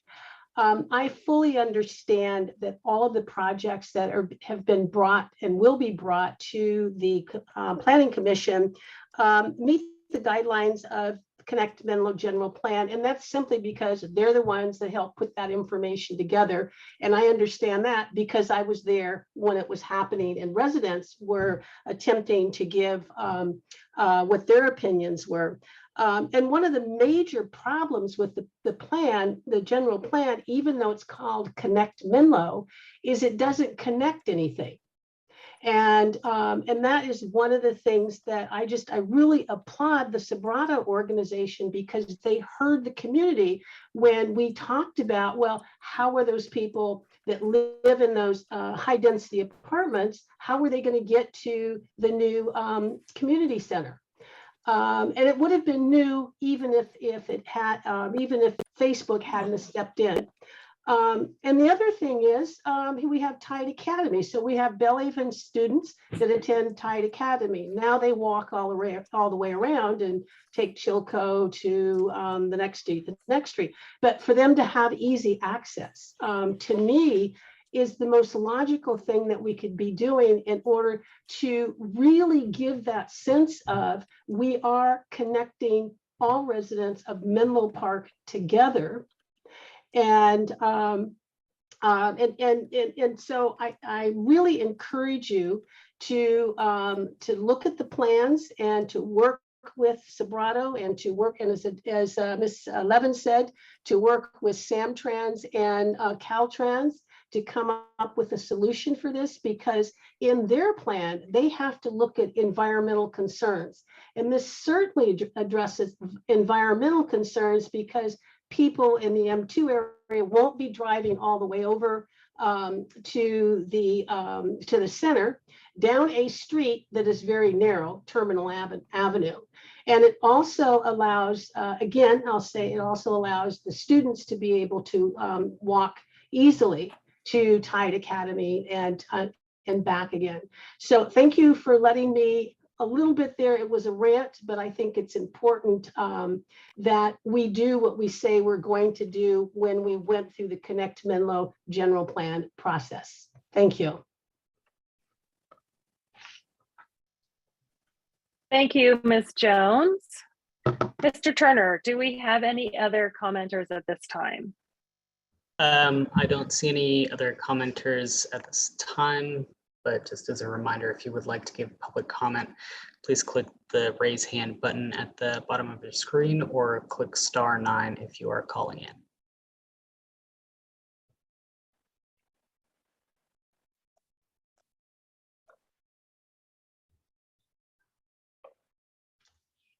Any more comments? Any more hands? No hands at the moment. Okay.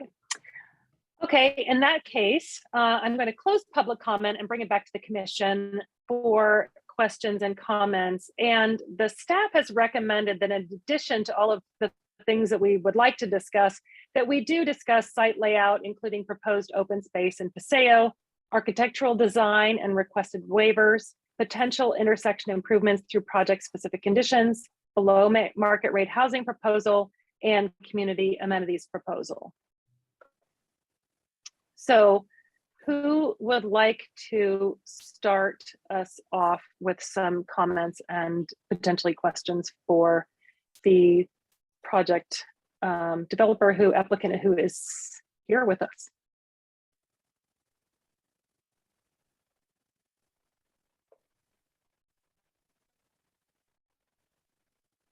Commissioner Thomas.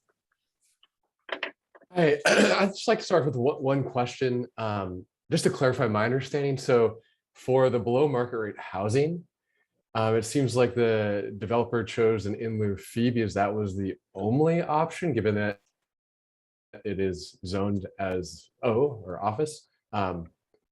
So I just wanted to confirm that understanding is correct, that the developer really doesn't have any other alternatives to meet that requirement. I guess if I could direct that towards staff, please. Yes. Ms. Sandmeyer. Thank you. That's a great question. In terms of the project site, you're correct. There's not a possibility to add residential units.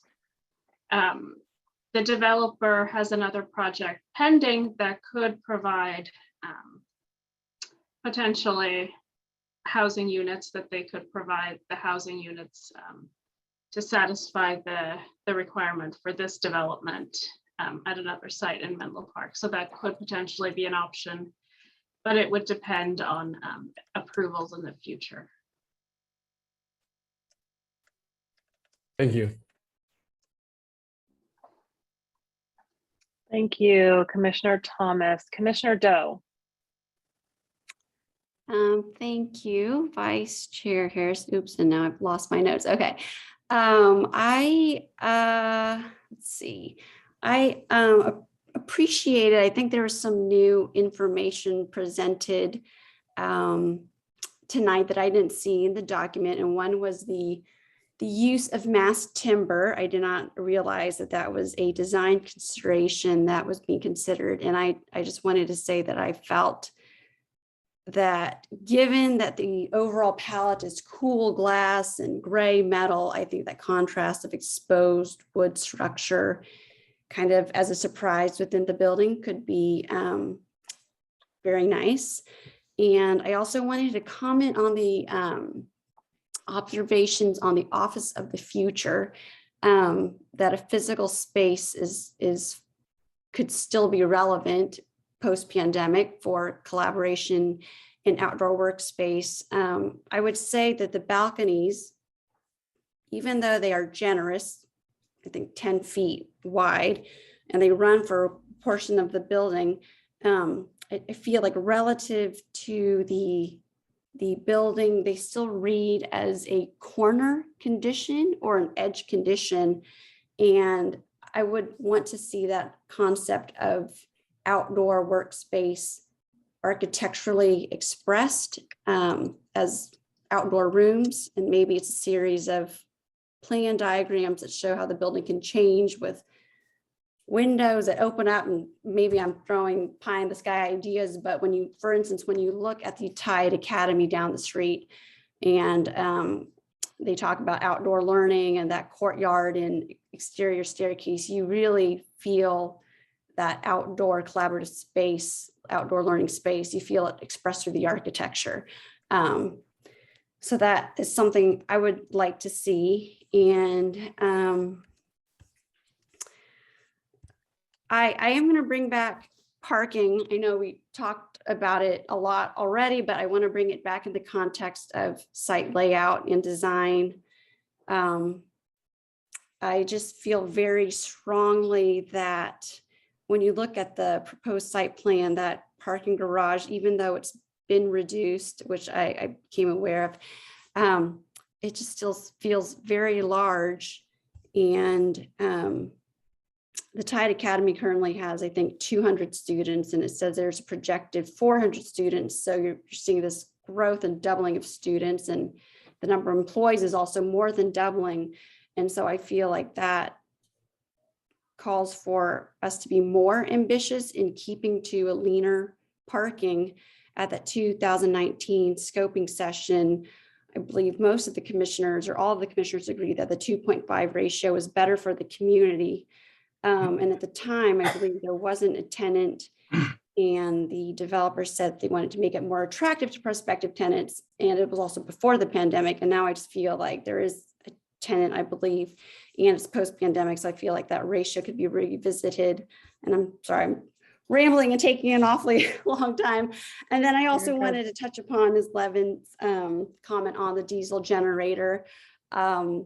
Just across the way, the new community center has a solar battery microgrid. And so it was, encouraging to hear that that is also being perhaps entertained here instead of the diesel generator.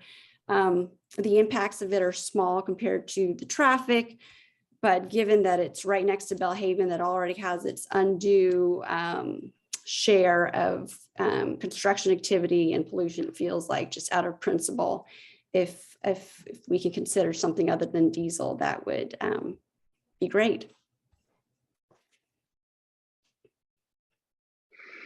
Thank you for your comments. I would like to invite the applicant to come back, and maybe if you could respond to some of the comments that have come up.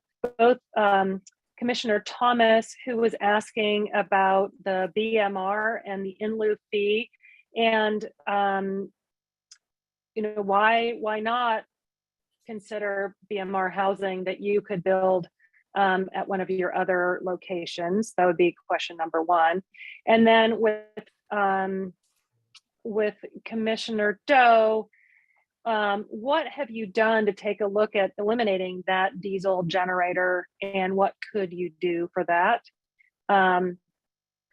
Maybe if we could start with those two before we get back to probably some parking.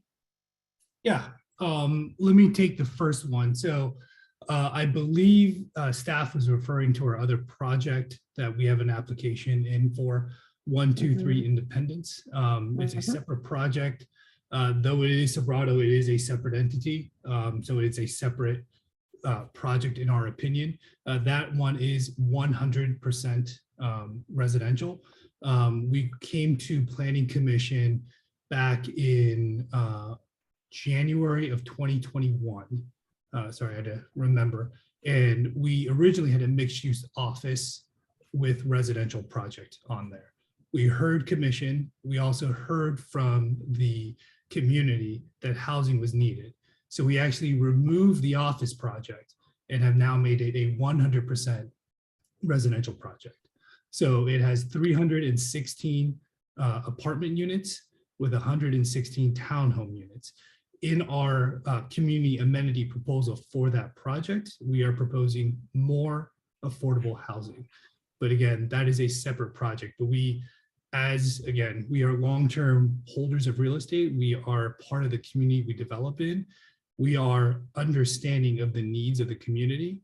And so we are addressing the housing in that project, but it's not tied to this project because, as Commissioner Thomas mentioned, this is designated O for office. So we are proposing an in lieu fee here, but we do hear the need for more housing. So we address that in our other project.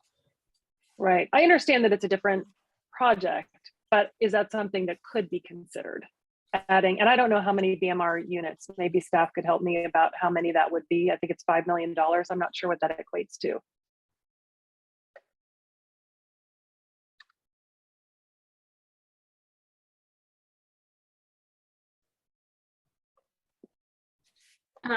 Yes, I don't have that number of the exact units in front of me, but we can get back to you with that information. But I'd like to point out that the project is a separate project with a separate approval timeline. And so I guess I would have to ask staff and counsel, or sorry, our legal counsel about the tying of the two projects, because that's what it would be. That's what it would cost, correct? Because if we are proposing BMR on the residential, what happens at that point in time with the two projects? Because they're now being commingled. That was not our intent. Okay, I guess I wasn't meaning to commingle them, but just say, okay, we owe you this many BMR units. We were going to put them over here in this other project. Is that not possible? Linda, would you want to? Sure. Let me answer that question from a CEQA perspective.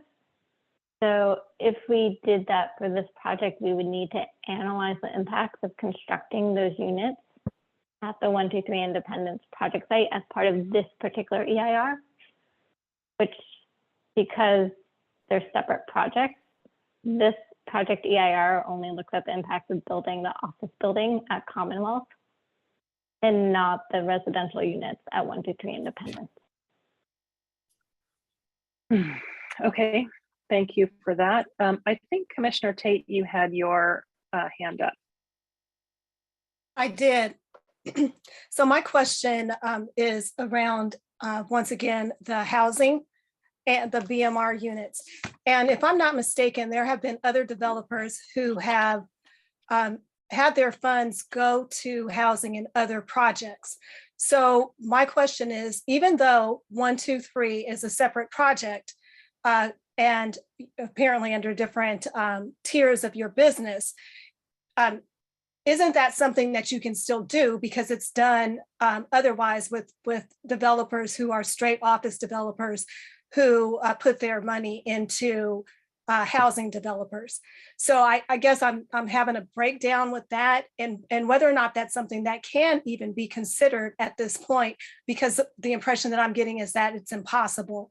And I'm just not sure that that's the case, since it's happened before. There is a precedence for it. And completely different developers, meaning housing developers and office developers. So the collaboration has been there, and at least this is still kind of under the same umbrella. So I'm just kind of curious about that. And since we are looking at, since the numbers were called out about how many units are at 123, can you refresh our memory about how many BMR units are part of that makeup?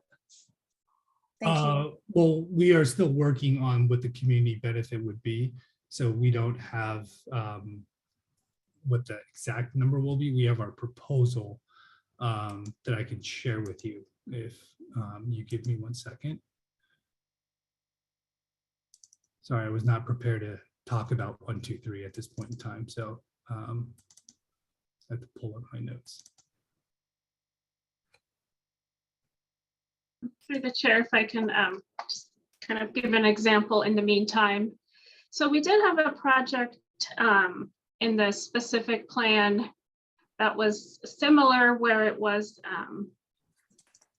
one project that was developed earlier, and the way the below market rate housing agreement was structured was to say that units would be provided in a second project that was on a separate timeline. And then if those units didn't become available, for example, if the project wasn't approved, then there would be a fee after 2 years if the units aren't available. So it was, I think it can be set up and structured in a way that the first project doesn't necessitate approval of the second project. And we also have Mr. Biddle here from our city attorney's office, so he may have more information on that. Good evening. I would agree with Corinna's evaluation there. There is a possibility for us to structure, there's going to be a BMR agreement on this project. There's be a BMR agreement on the 123 Independence project. We could, for this project, structure things to allow for the use of those funds to perhaps buy down further units in that project as affordable. So it's certainly something we can explore, and I take it the commission would like us to do so. Yes, and Mr. Biddle, thank you so much for joining us and answering that. So what about this point of, we'd have to do another CEQA analysis? Is that right? Or could we, if we're just extending the BMR at the Independence site, we wouldn't need to, do a bunch of more CEQA analysis? Yeah, I don't, as long as 123 Independence is being evaluated separately, that, we don't have to worry about that. And our agreement would be simply on this project that we're either going to take the money or the money is going to be applied to get further affordability on 123 Independence, subject to, that project being evaluated pursuant to CEQA and in fact being built. And we probably want to establish some sort of time period by which that has to occur. And if it doesn't, then what they would otherwise have to pay to the city for the BMR, would come to the city, and we would have to work out what that sort of time period might be, such that then the city could, if 123 Independence doesn't go forward, the money comes to the city, and the city can use it to assist with affordable housing in other locations. So. Okay, I would like to see us look at that. I think it's always better to have the developer build versus give us the money.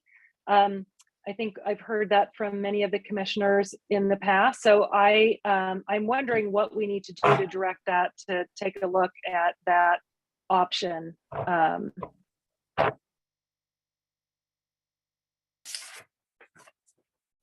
Well, as the applicant, we're happy to explore that with staff and legal counsel to see how we can make that work. Again, if we can structure in the way Mr. Biddle has presented, it's the viable option, so we can explore that further. Thank you. I would like for you guys to come back with that potential option. And Commissioner, all right, to answer your question, in the apartments, it's 48 BMR units that would meet the 15%, but we would provide another 8 low-income housing units, so a total of 56. And then in the townhomes, there would be 18 BMR townhomes. That is our current BMR proposal for that project. Very good. I'm glad to see that it's exceeding the 15%. Thank you. Mm-hmm. And then Vice Chair Harris, you had asked about the diesel generator. So Yes. The technology isn't there yet, is what I have to say. We are keeping track of it. So the way it's explained to me by our MEP sub-consultant, the diesel is needed in order to back up the elevator. Elevators need the backup power per Menlo Park City Code because of the accessibility and because it's a 4-story building. And if it was another building without this requirement, then possibly that could be explored. But right now, there is no battery pack generator that can provide necessary power to power the elevators should anything happen in an emergency. So we are keeping track of the technology and are hopeful that something will be available. But as of right now, it is not a viable option. That's not to say that technology will not catch up to the desires of the community, but we are keeping the pulse on it. Okay, thank you for that. Before I go to Commissioner Riggs, Commissioner Tate, were you able to finish the questions that you had for this along this line? Along the housing line, yes, although I do have other comments that I can either make now or wait. I don't know whether or not Commissioner Riggs is along this line, so I can step back and wait. Thank you. Okay. Commissioner Riggs.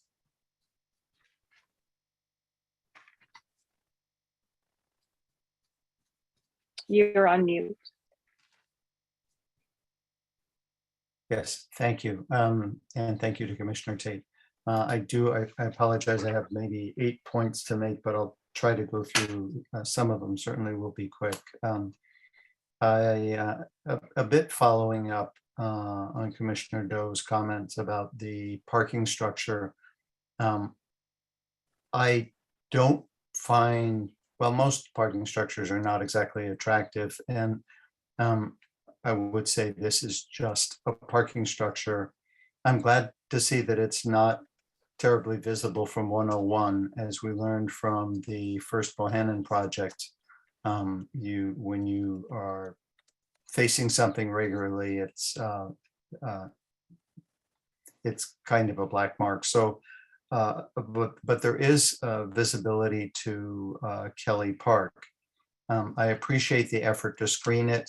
But it is apparently larger than the height of the trees. And so there's certainly a benefit to reconsidering that parking structure and how much parking. I would like to note that I may be wrong, but on past projects, we have the Planning Commission has asked that parking be reduced from the city standard. And I think we've been doing this for maybe 15 years. There were countless times when we had a 3.3 guideline, and we simply said, no, that's just not reasonable, and we dropped it to 3. Actually, we had a higher guideline as a standard before we adopted the more specific guidelines. So I think there's plenty of precedent for the commission asking for parking ratios to reduce if others should want to do that. I wanted to say just in practice that in lieu fees are not something I support. It's not a reflection of any given council. It might be a council 2 years from now. I don't know that I want them to have $10 million because I don't know that it's going to go to what we, on discussing this project, had hoped it would go to. And that's talking about the larger in lieu fee, which I have a problem with. And then the BMR in lieu fee, I'm in concurrence with at least 2 other commissioners that it's always better to have that provided, have the actual units provided in one way or another by the developer. And this is for two reasons. One, the city is just not a developer. We don't do those things well.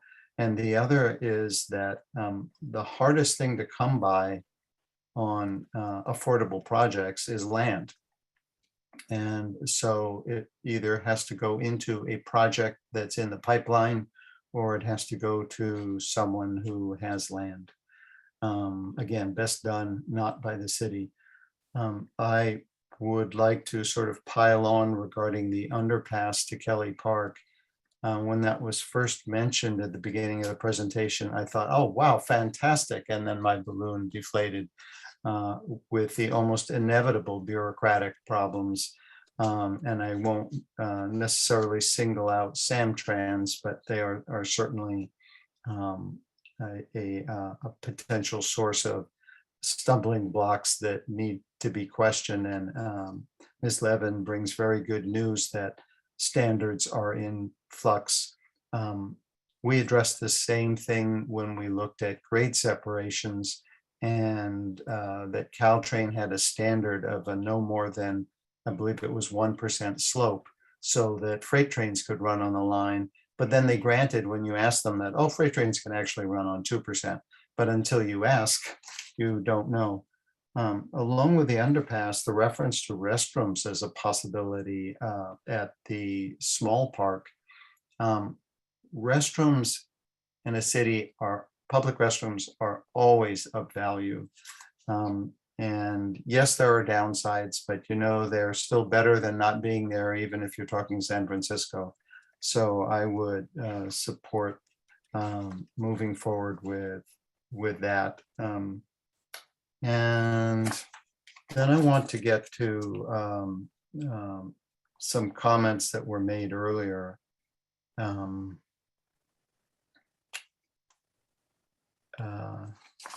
Well, I'll just quickly refer to Pam Jones' comments for really laying it out very well regarding the value of the potential underpass.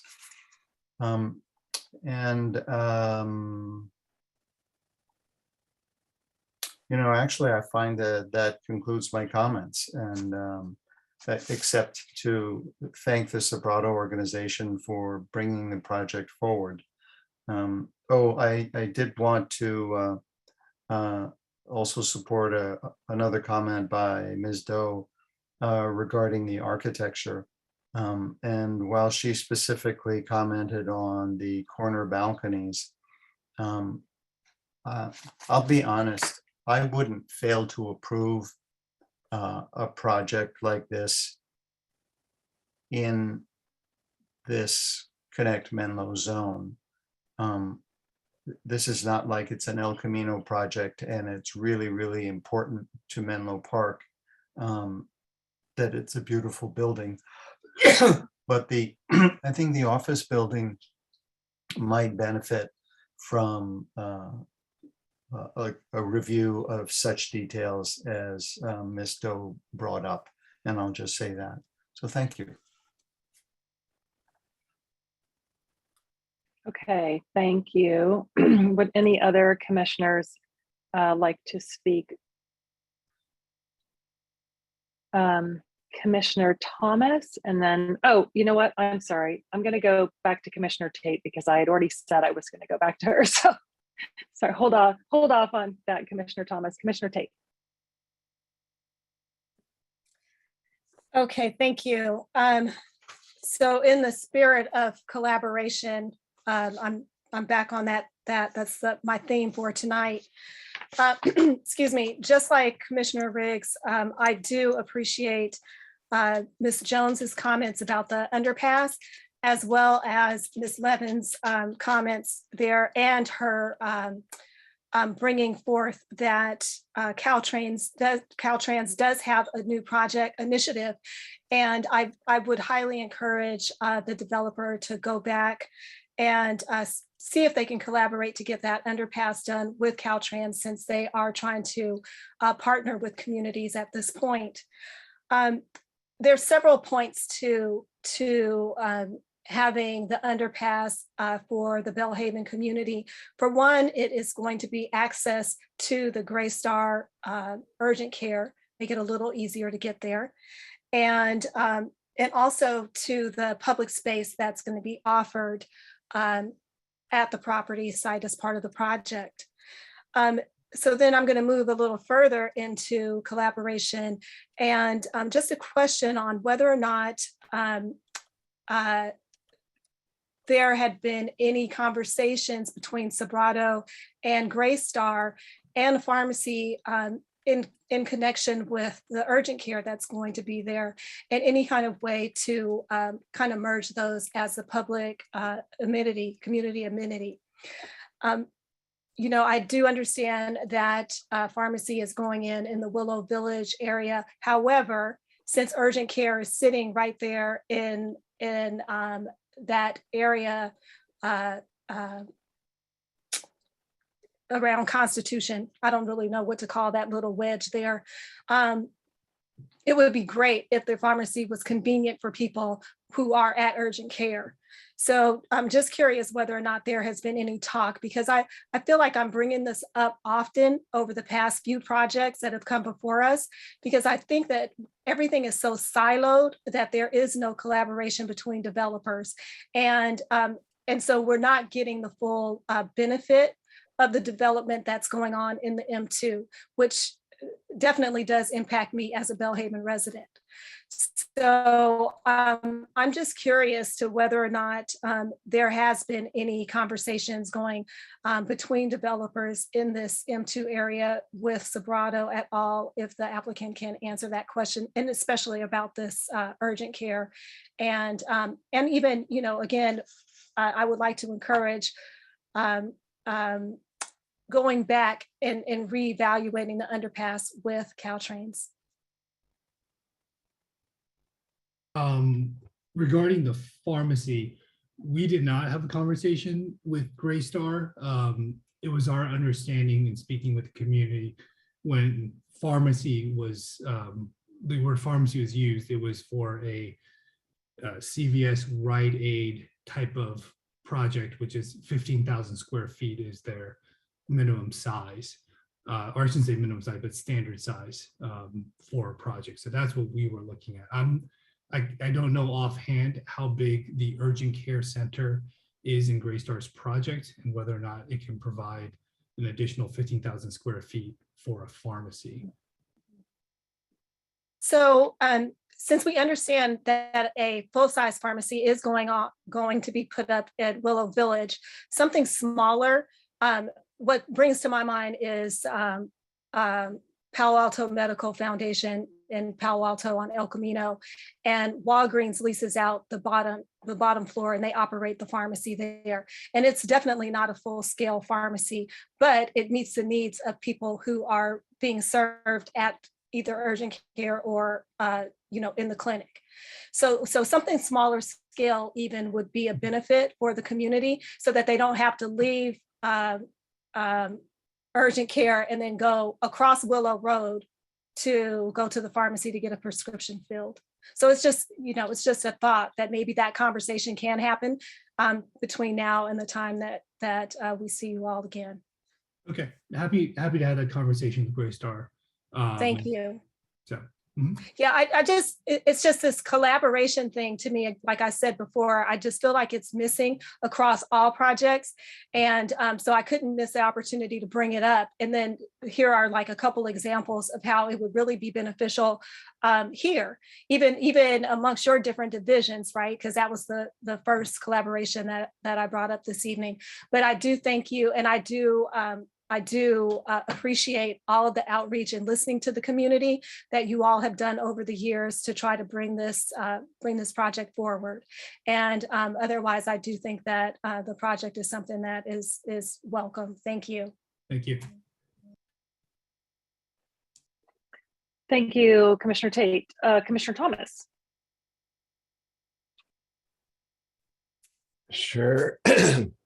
So first, I'd like to thank the applicant for proposing this project and continuing to invest in Menlo Park. Coming into the presentation, my biggest question was around the in lieu fees. And so like other commissioners, it sounds I was quite excited to hear and appreciative of the effort the developers made to work on the underpass.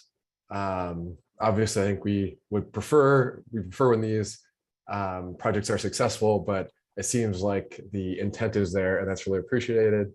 I think also appreciate Resident Jones, who also made a comment on this. And for some of the specific examples where I think the developers really shown their willingness to modify their plans and based on community feedback and in the best interest of the community. The screening with the oak trees, I think that's going to be huge. Kelly does get a lot of use from youth sport leagues, and I think like that parking lot is always full on weekends, and so I think that'll be a really nice touch. Also, the Menlo Park Community Center is going up nearby, and so that shielding will be appreciated there as well. The one thing I'd say there is that I'd encourage the developer to keep pushing in that direction, and additional shielding, even non-foliage forms of shielding, if that would help kind of for above the tree canopy, that would be appreciated. And another area where I think the developer did a great job incorporating feedback is reducing the height and square footage.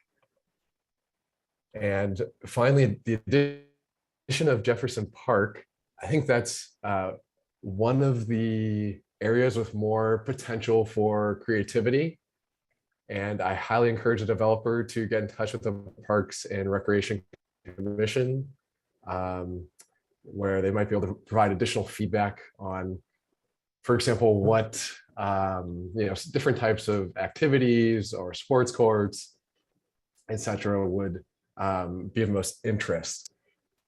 Another area where I think that the developer has kind of gone above the immediate threshold is with the VMT reduction. I think in the draft EIR it's 37.4%, which is already over 13% above the requirement. And finally, like Commissioner Riggs and others, I think Ms. Jones' comments about Connect Menlo were particularly excellent, about really prioritizing the spirit of it and connecting Menlo. So if there is any way to revisit the underpass, I also second that. And then finally, Ms. Levins, thank you for bringing up the change in the Caltrain policy. That was also informative. So that concludes my comments. Thank you. Thank you, Commissioner Barnes. Thank you. Good evening. Thank you, Chair, for the opportunity to speak on this project. This project has been downsized since we first saw it, and we did have really robust discussions when this first came up, whether it was about the parking structure, whether it was about the siting, the massing of the structure, or the siting of the structure, or the facade of the structure. And importantly, it was tough to get beyond the concept of the applicant effectively shoehorning this last building into a pre-existing campus just because they could. And with this, because they wanted to, I'll put it that way. This reduction in massing, this reduction in gross floor area really works for, in height, of course, really works for this building on this campus, and it is absolutely not out of context for what is existing there. And I think most likely market forces had more to do with that than anything.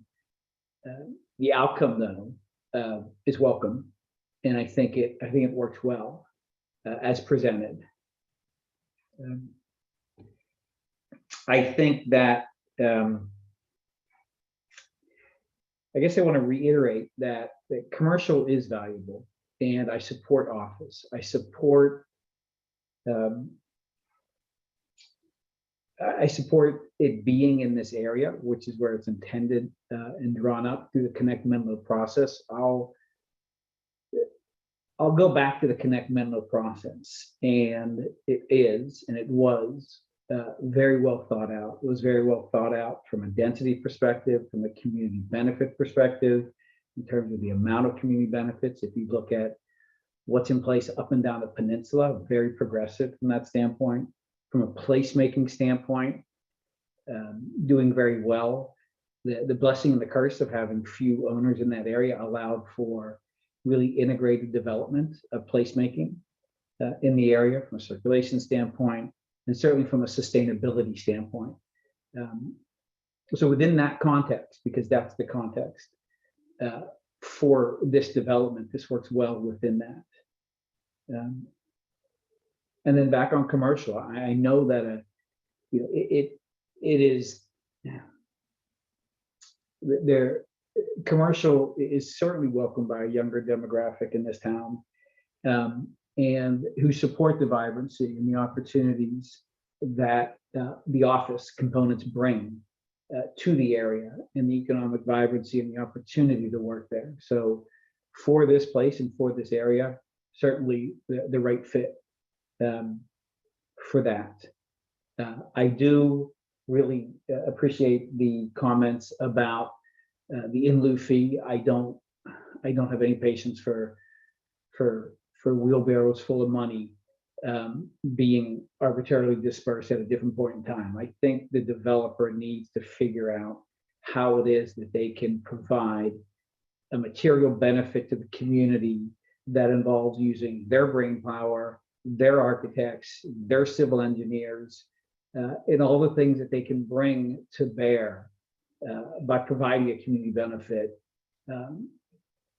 because that's what they do. They develop, and we want something developed as part of a community benefit and an in lieu fee. I've never liked it, and I'm glad to hear that there seems to be some resonance of that, because it just takes the burden off of the developer to do what they do best, and it places it back on the community to figure out how to spend it and how to engineer it and how to get it out of the ground. So those are my thoughts on this project. Thank you for bringing it forward. Thank you, Chair, for leading the discussion this evening, and thank you to our consultants who do the heavy lifting so that we can talk about the project. Thank you.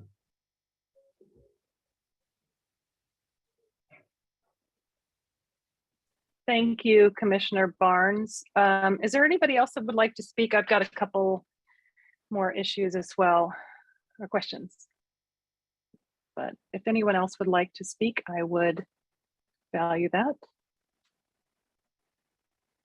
Okay, I'll just speak on a couple things.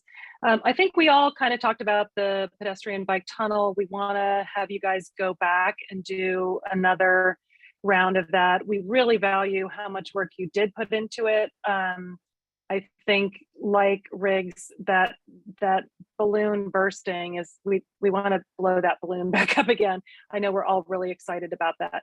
So to the extent that staff can help with that, or if there's other help that you need in some of these negotiations, I hope that you would reach out. And as you go back and talk to Caltrain again, we would really like to see that done. So I just kind of want to put the final on that. As far as some of the changes for roadway improvements, potential roadway improvements, there are 9 LOS near-term potential improvements that are not part of the TIP that were in this list, in this proposal. And while all of them are conditioned as low in the staff's preliminary feasibility determination, I just would like to know, if they're going to be on the list, what the secondary effects might be, if they have secondary effects, and if they result in less comfort or convenience or safety for non-drivers at these intersections we've heard a lot about, or if they would have a secondary VMT increase impact, then I would just be concerned about those. So I would like to ensure that the next time this comes to us, that we have, if there are any LOS intersection potential improvements on the list that are not in the TIF, that we get some of the explanation as to why and what those secondary, the secondary effects might be for those.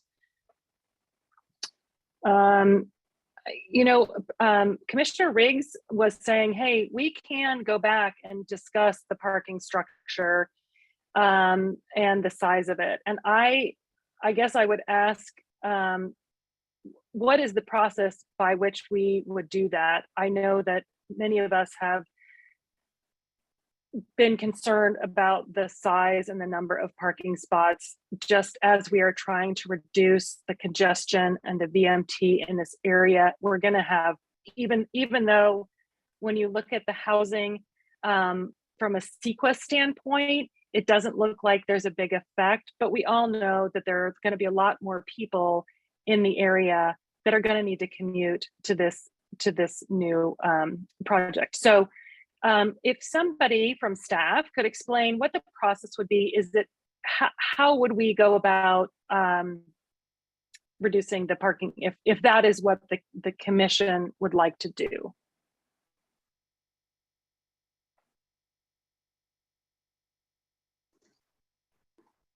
Yeah, so the project will come back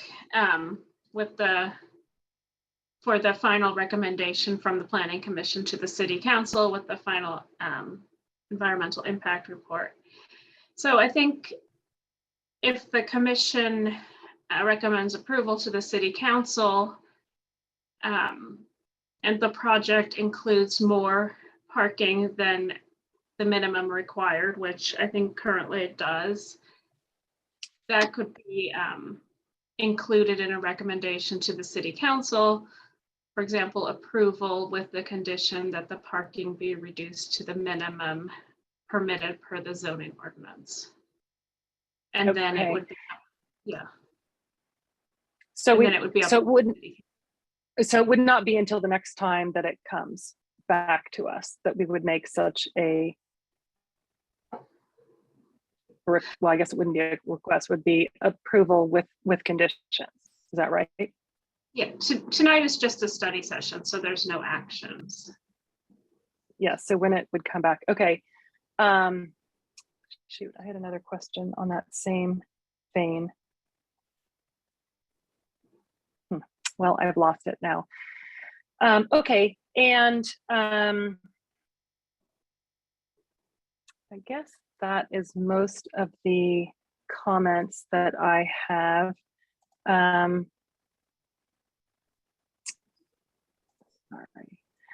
Oh, yes, and I think how, and I guess one more question for staff. How might we as a city and we as a planning commission help the Sobrato organization to make this tunnel a reality? What is it that staff can do and to support their negotiations with Samtrans and Caltrain? What is it that we can do to help them in this great effort? They've already shown such a good faith effort. They put a lot of money into it and designed multiple times. So I just want to know, what can we do to help them in this effort?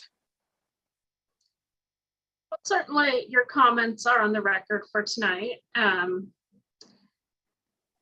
I don't think the undercrossing is currently on the public amenities list.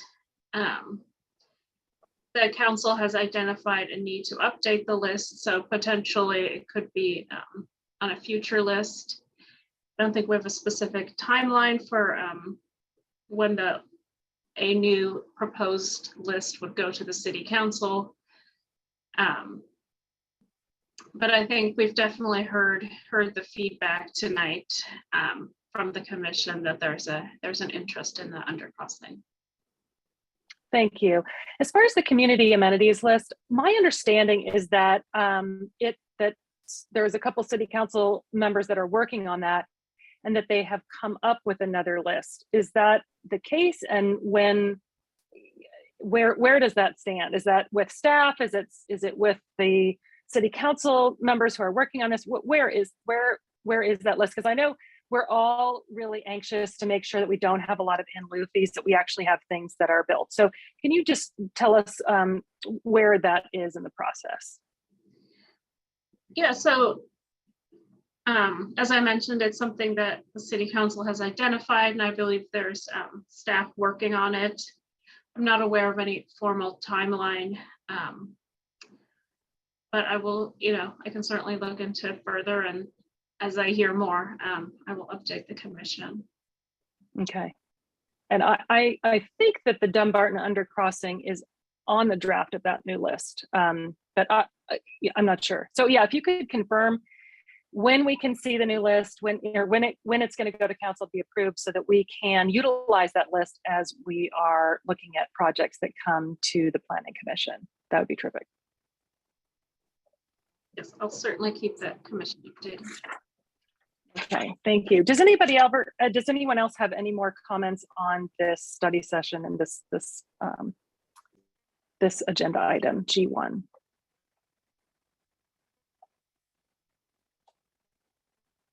Oh, I'm sorry, Commissioner Tate. I just have one question, which is for Commissioner Riggs, and that is, in the past, you made mention that the commission has recommended reduced parking, and I was just curious as to how that came to be, and really just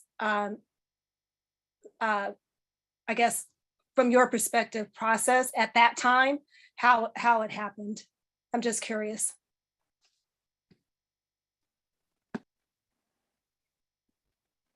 Commissioner Riggs. Yeah, thank you. There was more than one event, and this is spread out over so many years, I couldn't identify the project. And not all would have been use permits or even architectural controls. They may have been planned developments. Like a CX development. So I can only say that, as I recall, the commission, and this is something Ms. Sandemeyer could speak to better, but I believe the commission can make a recommendation for anything that would take council action. And a project agreement, if it's a development agreement, is a council action, and therefore, in a sense, except in the specific plan, all bets are off. The council can make changes.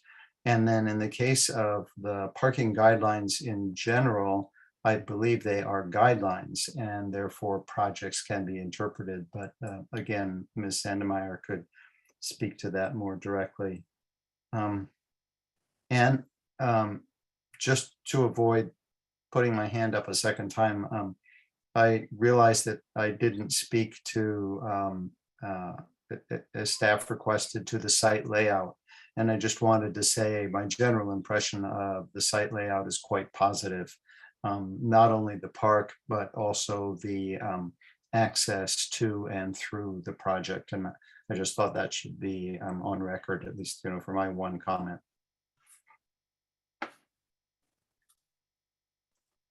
Thank you, Commissioner Riggs. Commissioner Tate, did that answer your question? It did, thank you. Okay.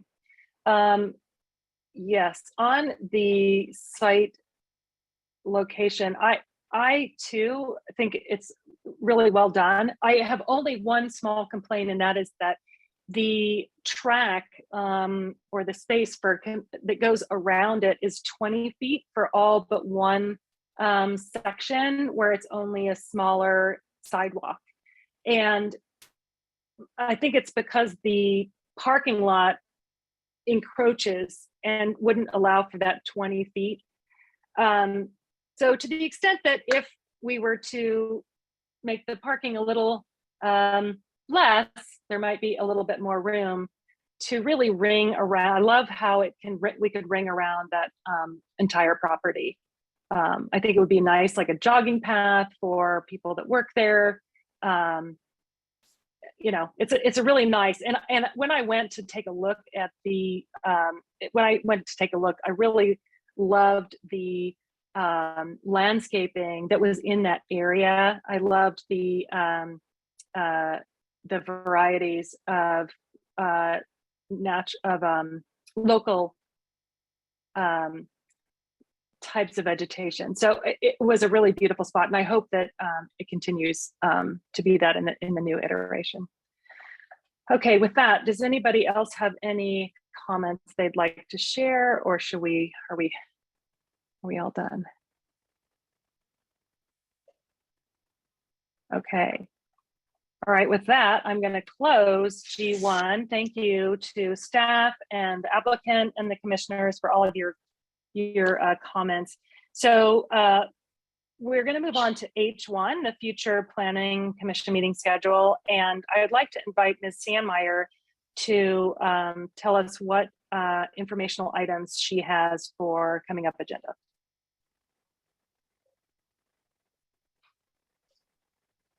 Good evening again. So we have a couple items for our next meeting, which is July 25th. We have a 1262 Middle, and that's a single family home. We have the Springline Master Sign Program. Then we have two public utility abandonments. One is 248 Oakhurst, and the other is at the Menlo Uptown site. And then we also have the SB9 ordinance. So those are the items that have been noticed for that upcoming meeting. And as I mentioned in the beginning of the meeting, there was an error on the agenda, and so the first meeting in August will be August 15th and not the 11th. So that is 3 weeks. There's a 3-week gap between those two planning commission meetings, so we don't have those items yet for the August 15th, but I will certainly provide an update in 2 weeks. Thank you. That is super helpful. Okay, are there any commissioners that would like to bring up any other informational questions or issues at this time?